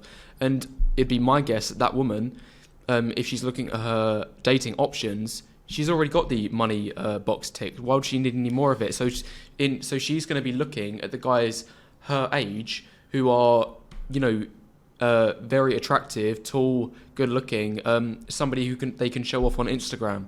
Do you know what I mean? Yeah, but see, that's a very rare circumstance, because out of all the 8s, 9s, and 10s, there's a very, very small pool that are actually making money off OnlyFans, right? Not necessarily OnlyFans, but loads of different routes. I think that it's easy. Most of those Instagram girls are broke. TikTok girls are broke. They didn't make money until they got on OnlyFans. Most of them are piss poor broke. They did a bit of escorting, whatever, but it's not. It's like 99% of them don't want to get naked. I know so many beautiful girls that are like, I would love to start an OnlyFans for the money, but I don't want to do it. Forever, the easiest way for a woman to be secure and successful in life, get pregnant from a guy who's already a millionaire, who's very likely going to be in his 30s. But I think that's changing nowadays. I think it's changing.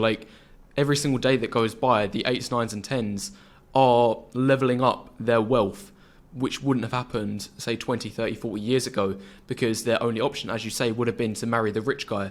But now, that's not necessarily a necessity nowadays. They have their own means of making money because they are just that attractive. But on that point, remember I said, once you've dated a guy at this level, you can't go below.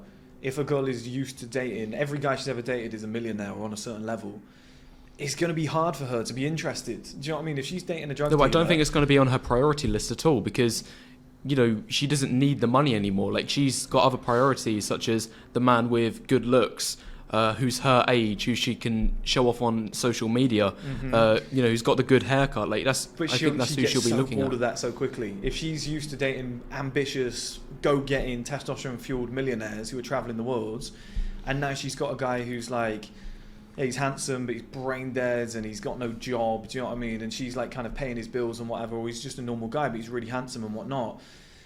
It's just not in the female psyche. Estrogen, testosterone, the feminine role, the masculine role. No, it works. There's outlier circumstances where it works, right? But the majority of women are just this is why, have you ever seen successful, beautiful, high-level women who work in finance or something? They're always single because they're there's no guy that I want to date below me, and they're there's very few guys above me. Have you seen that? Yeah, I completely agree with that. Problem. Yeah, that's what it can be very isolating for women who have made it, who have gone to university, got the brilliant career, because women are naturally hypergamous. They want to date up, but what happens if they've reached a point where there's not necessarily guys that they can date up with? They might be able to tick one box. They might be able to date the guy who's richer than them, but will that rich guy also have the looks to back it up? Will he also have, the lifestyle, the social skills? That's It's a female gonna, problem, that's though. going to be extremely rare for her to find a person who's above her in every category, because she's already at that very high level. See, but that's a female problem, and that's why I always say to women, when you're young and beautiful, the 8s, 9s and 10s, go and pair off with that millionaire, because that's the thing. As a guy who is successful and wealthy and 29 years old, about to be 30, I don't want a 30-year-old woman. So if there is a high-level, successful 30-year-old woman out there, I'm like, I don't care, I don't want you. I want the 23 or below, young and beautiful, because that's what would scratch my itch. So it's like, that decides the dating market. So these young girls kind of have to go with these older, successful guys because they want them. Do you know what I mean? But as soon if a woman gets to like 30 years old and she's successful and she's gone, fuck men, I'm going to do it on my own, she'll get bored of those guys that are lower down than her or on a level, whatever. She'll get bored of them. She wants the older, she wants the, remove older, she wants the successful guys that are on a level. They're all older than her or like her age, but those guys want the younger women. So this is just complete female problem. Like that's... And that's why you get all these successful, beautiful, older women that are like 30, 40, 50 years old, fucking Miss Havisham effect. And they're just lonely and they've got nobody.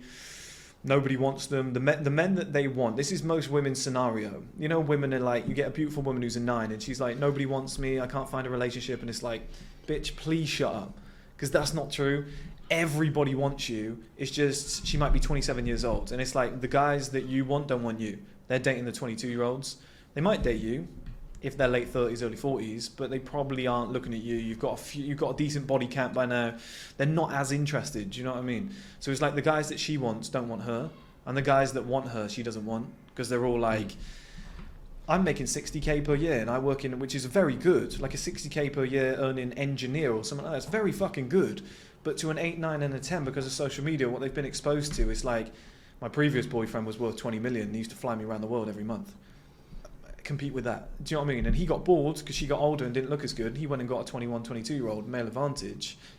And that's when you might get a girl who settles down with a guy on her, like, she settles. She's 27 years old. She goes, I'm going to just marry somebody. This guy who earns 40,000 per year. You'll do, because I'm getting lonely. I'm getting uglier. You get that. That's when she's on the way down. She marries the other guy. Like, that happens.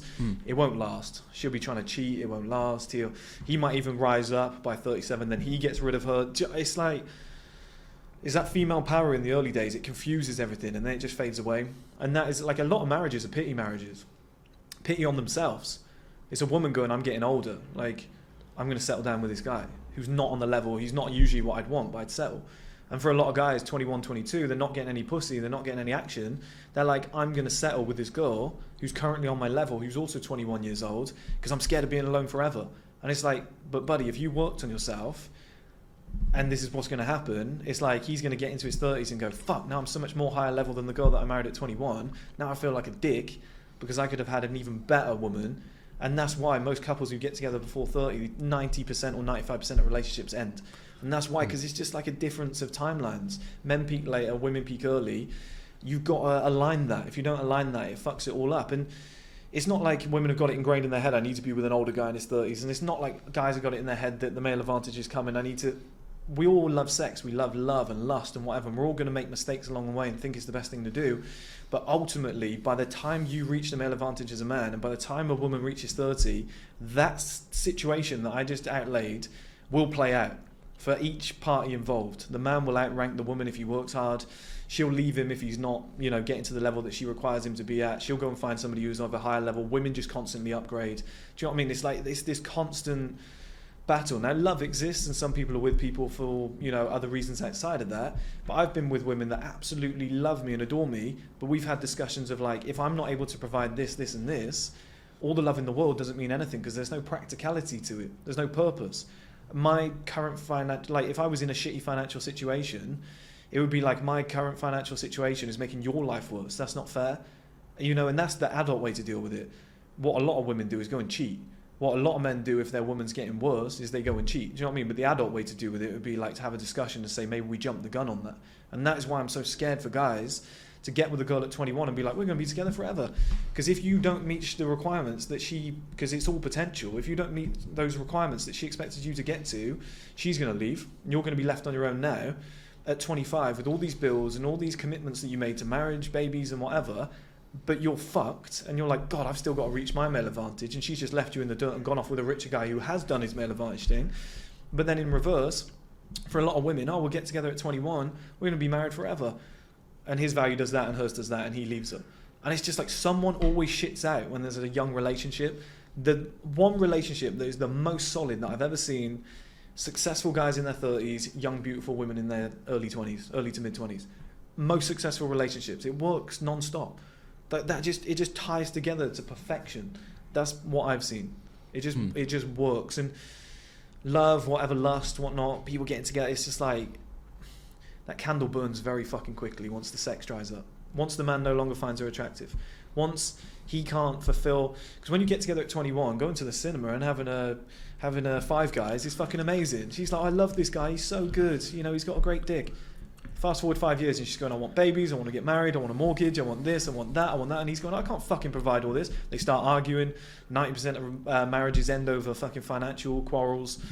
It doesn't take a genius to add up what's going on there. I'm just trying to protect guys so that they're selfish, they take care of themselves, they set themselves up immaculately. Because love's great, but pussy's always there. There's always another one around the corner. Like people say, the one. There are women that are fantastic. There are women that are top level that feel like the one at the time. If you got rid of her, give yourself 2 years in the male advantage, you're going to find another one. Do you know what I mean? There's millions of them out there. So it's like, for me, love has its roots in logic. What do you mean by that when you say?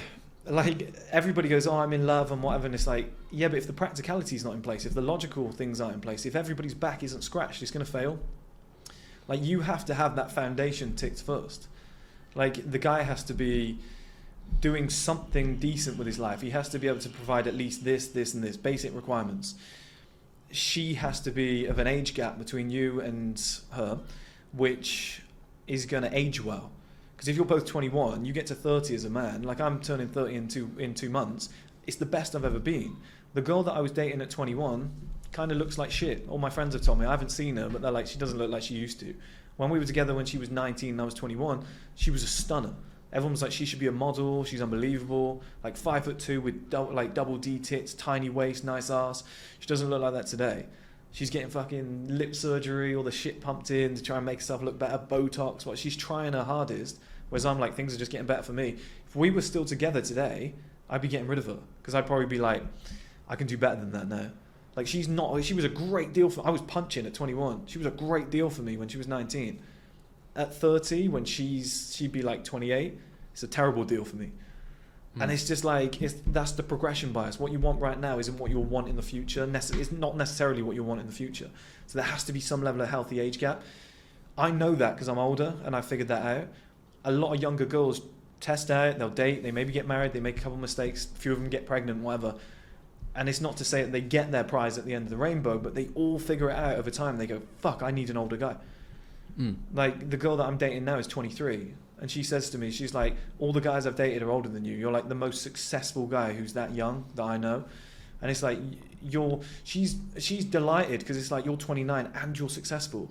All the guys that I've had to, like, in an ideal scenario, a girl would love to be with a guy her own age who's successful. Who also ticks all the same boxes, yeah. They're just not out there. Do you know what I mean? So she goes, okay, where's the guy with the straight 7 system who's got everything that I require to move forward in life?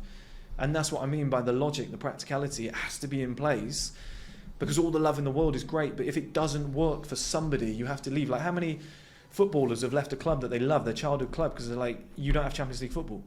I love you, I want to play for you forever, but you can't pay me enough now. Because like Jack Grealish, I have to leave because I want, do you know what I mean? It doesn't, a lot of people have left jobs that they love because they're like, I just need to push on now in my career.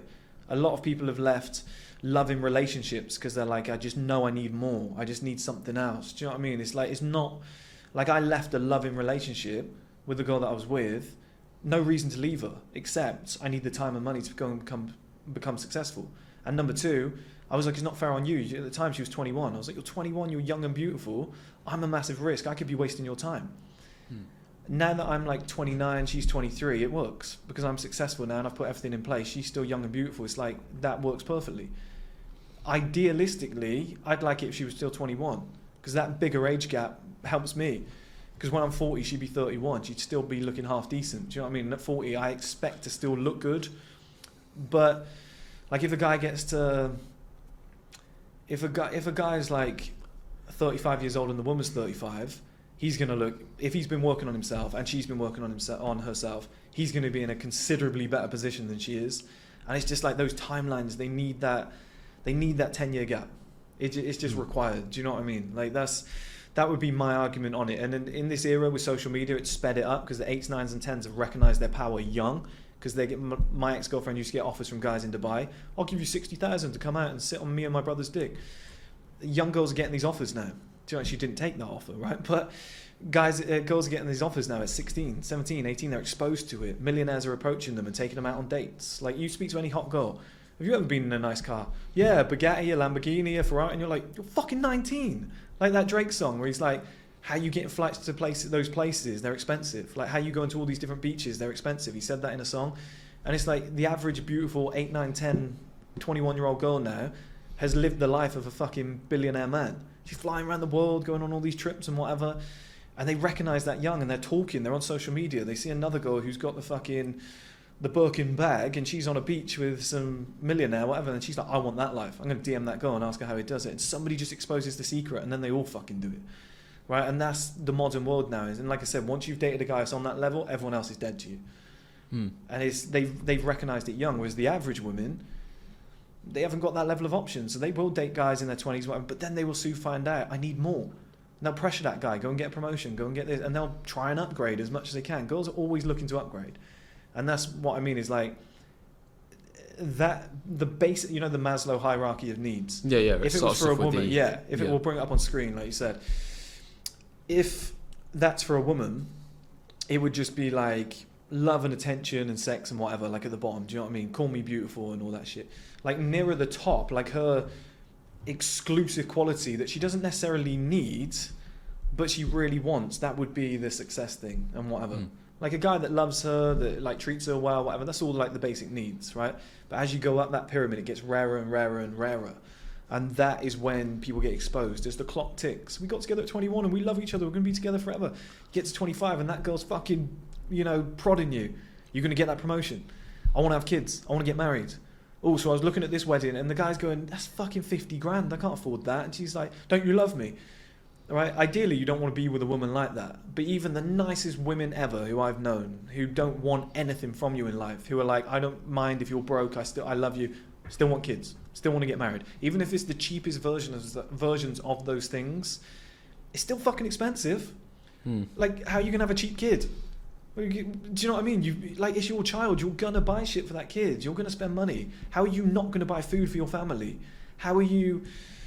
Oh, well, I want to go on holiday. Oh, well, let's go to Butlins. She's like, oh, fuck's sake. Do you know what I mean? She still wants to go to at least Spain, to Mallorca. It's cheap, but it's like it's still going to cost you $1,000 or $2,000 for that holiday.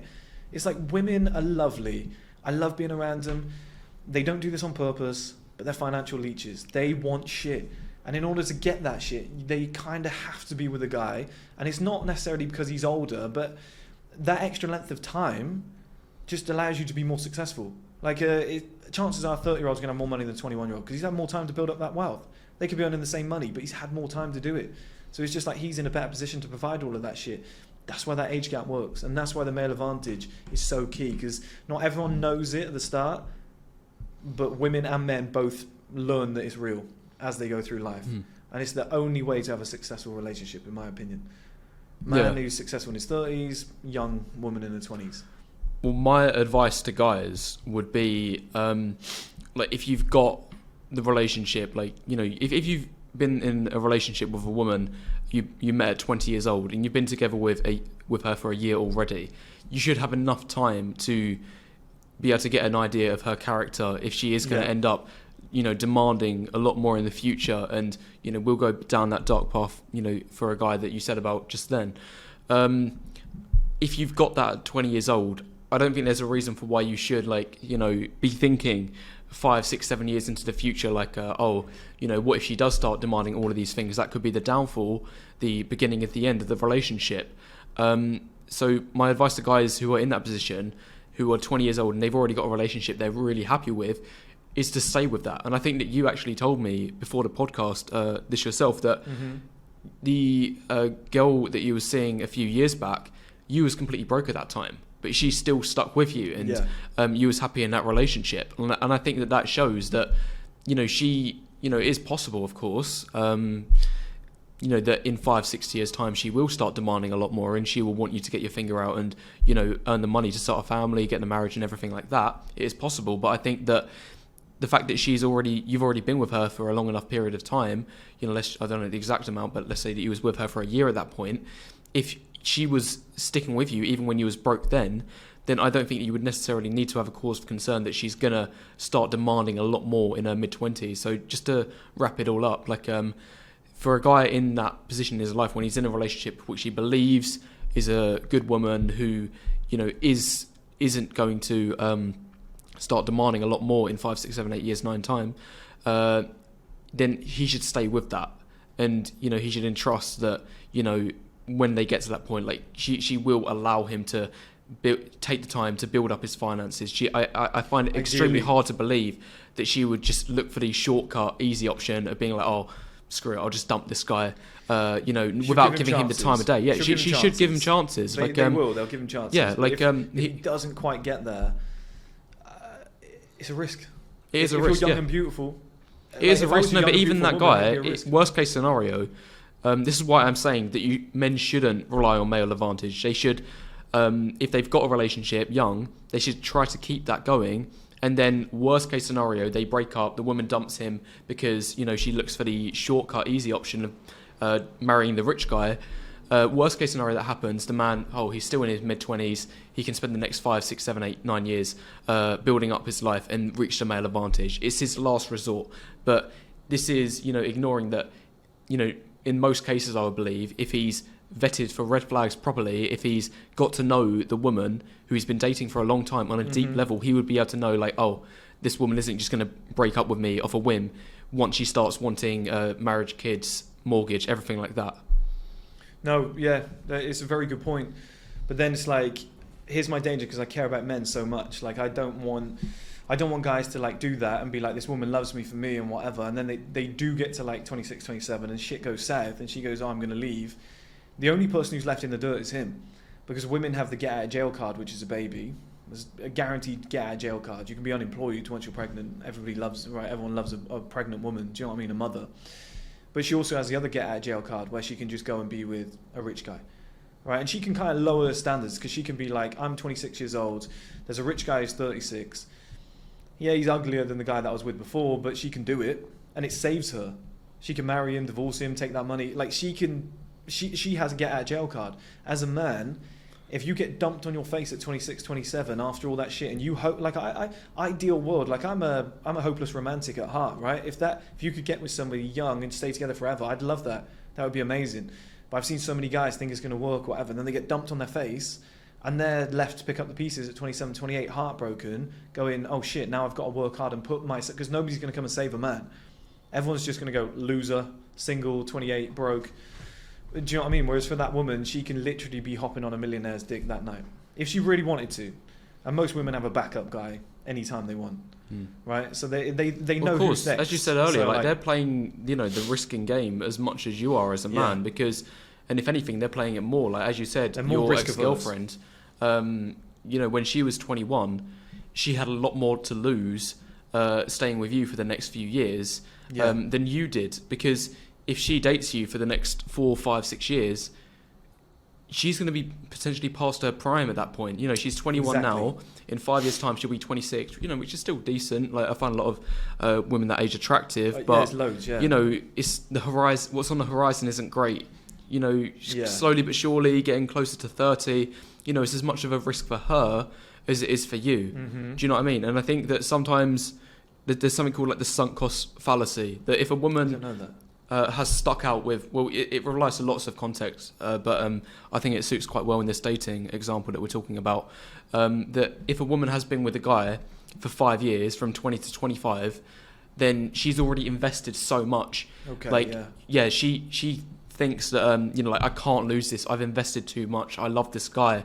I can't break up with him, because otherwise, I'm getting older. Now, I'm probably past my prime, if not at the very tail end of it. It's not really much of a. It's not as good of a risk to, as you say, go with the backup guy because that might not work out. Maybe he will just use her for one night or, you know, a few weeks, and then, you know, she's back in the exact same position. She's got nothing. Which is where female cheating comes from. Being with a guy, like, we'll cheat by just gonna have sex with this new girl, she's hotter than you, and we'll probably leave a woman on a whim. Like, how many men have left their kids and family overnight and just gone, see ya? But women will cheat for months because they're like, I want to know that this new guy is a sure thing.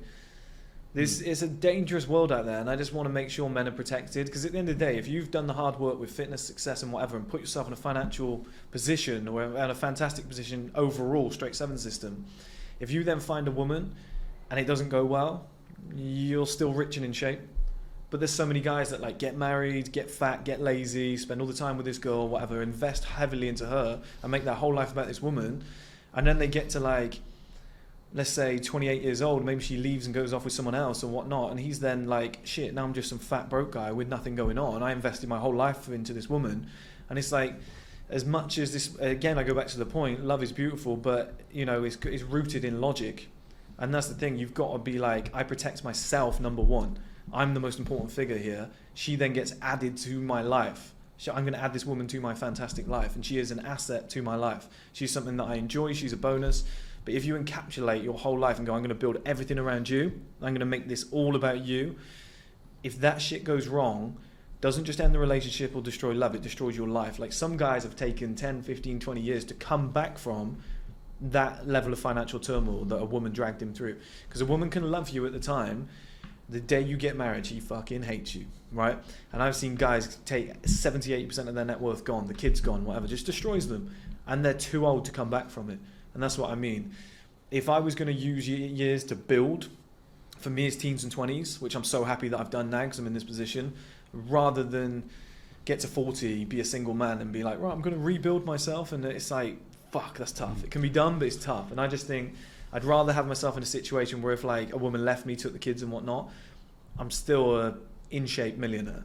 Can you see though that in both of these examples we're talking about, the woman that's in a relationship and the man that's in a relationship, both of them have put their eggs all in one basket. Mm-hmm. Up until, but the only exception for the woman is that, you know, up until the day that that man signs the contract and gets married, she has put all of her eggs in one basket. Because obviously, if, you know, a man and woman has been together for 10 years, the woman's gone from 20 to 30, but they've still not got married, and then all of a sudden they break up for whatever reason, she has lost everything. Like, because she's taken the risk up to 30. Yeah, she's taken the risk. And then but, you know, let's say that they got married a year before or even a day before. Mm-hmm. Now she's actually, you know, in a safe position, because if they do end up divorcing, you know, then she's protected. She's going to have access to the man's wealth after they, you know, initiate the divorce. But for both of those two people, up until the point that they've got married, both of them have put their eggs all in one basket. And I wouldn't recommend, if a guy is in that relationship, to do that. He should still be focusing on other things. He should still be trying to level up, you know, his fitness, his success, everything else. He shouldn't just have like, oh, you know, this is my relationship. I love this woman. She's my everything. Mm-hmm. And this is, you know, going to make me happy. And like, because that's too much of a risk to take. He should still be building up the other areas of life. He might not be able to do it as much if he was, you know, on his own, but he would still be able to do it to a decent degree, in my opinion. Like, you know, nobody is in a position really in a relationship where it takes up every single second of their day. I agree. Like, you're bang on, right, with what you said there. That's like, but that's great. Like, considering you got that mindset at such a young age, is perfect. So many guys are like, no, I love her, I'm going to spend every minute with her, and it fucks up their life, right? But here's the thing. Some guy said to me the other day, how do I become as successful as you? I've got 3 kids, can it be done and whatnot? And I was like, yeah, it can be done, but you're going to have to do it probably. It's going to take you 4 times longer than it took me. Because when you're doing the school run, I'm working. When you're changing nappies, I'm working. When you're putting the kids to bed or getting up in the morning, like in the middle of the night, I'm working or I'm asleep, and I'm getting all that energy back so I can go to the gym in the morning and look better. So it's like what I'm able to do with all the, and like, your family want to go on holiday, your missus wants to get married. Well, I've got friends that are in this situation, and I don't knock them. I love their families are beautiful. I love them. I'm so proud and happy for them. But my friend is getting married soon. It's going to cost him 20 grand. I'm going to be putting 20 grand on Monday into supplements, body wash products, and whatever. That's going to return me probably 200,000 over the next like whatever months. He's putting that 20 grand into his family. Do you know what I mean? It's like, that's beautiful. He's got that, but I can have both. because once I've got all that money and whatever, I can have both in the future. But he's literally putting all that money into that family thing, whereas I'm putting that money into growing my wealth. He's spending hours and hours and hours with his kid, which is beautiful. I'm spending hours and hours on my business, right? Which means that when I'm worth 100 million, whatever, 50, whatever it might be, and I've got my kids, I can retire. I can be at home with those kids for the first 5 years of their life before they go to school. He's going to be at work, probably working overtime and extra shifts and extra, or picking up a second job and whatnot, in order to pay for that lifestyle that he's now in.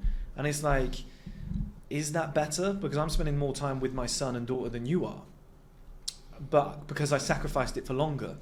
Like it sounds really counterintuitive, but I'm almost protecting women, and I'm almost making sure that I become a better father. I'm almost teaching men how to be a better father and a better dad, like obviously same thing, better husband or better partner or whatnot. I'm almost pushing guys towards that. But it looks as though I'm saying, stay young, fuck as many women as you can. Do you know what I mean? Enjoy it. I'm actually trying to set guys up to be a better dad and to be a better, partner for their missus and whatnot, because they'll be in a better position. Like, relationships are tough, love's tough, marriage is tough, whatever, kids are tough. Try doing all that whilst trying to start a business and increase your wealth. Yeah, I do see what you're saying. I think we both had an opportunity to voice our opinions on, the topics we've been talking about. Interesting. I've raised all of the points of contention that I prepared before the podcast that I wanted to get across, and I think this has been a really respectful discussion. I've been really happy to get onto this interview. So thank you very much for the podcast, man. Appreciate it, buddy. Yeah. Thank you for coming on. Thanks for traveling. Yeah, Really no worries, appreciate man. it. There we go. I think we got it. Okay, guys, we've got a bunch of products here at 1STMAN. We've got our men's lifestyle supplement, which is everything that a man needs on a daily basis. We've got our natural diuretic supplement, Defined, which allows you to get an angular face, removes all the water, especially good for summer. We've got our Male Advantage book, which is a paperback. You can order this, or you can get this in audiobook format or ebook format. We've got our Better Looking Man course, which I'll bring up pictures on screen now.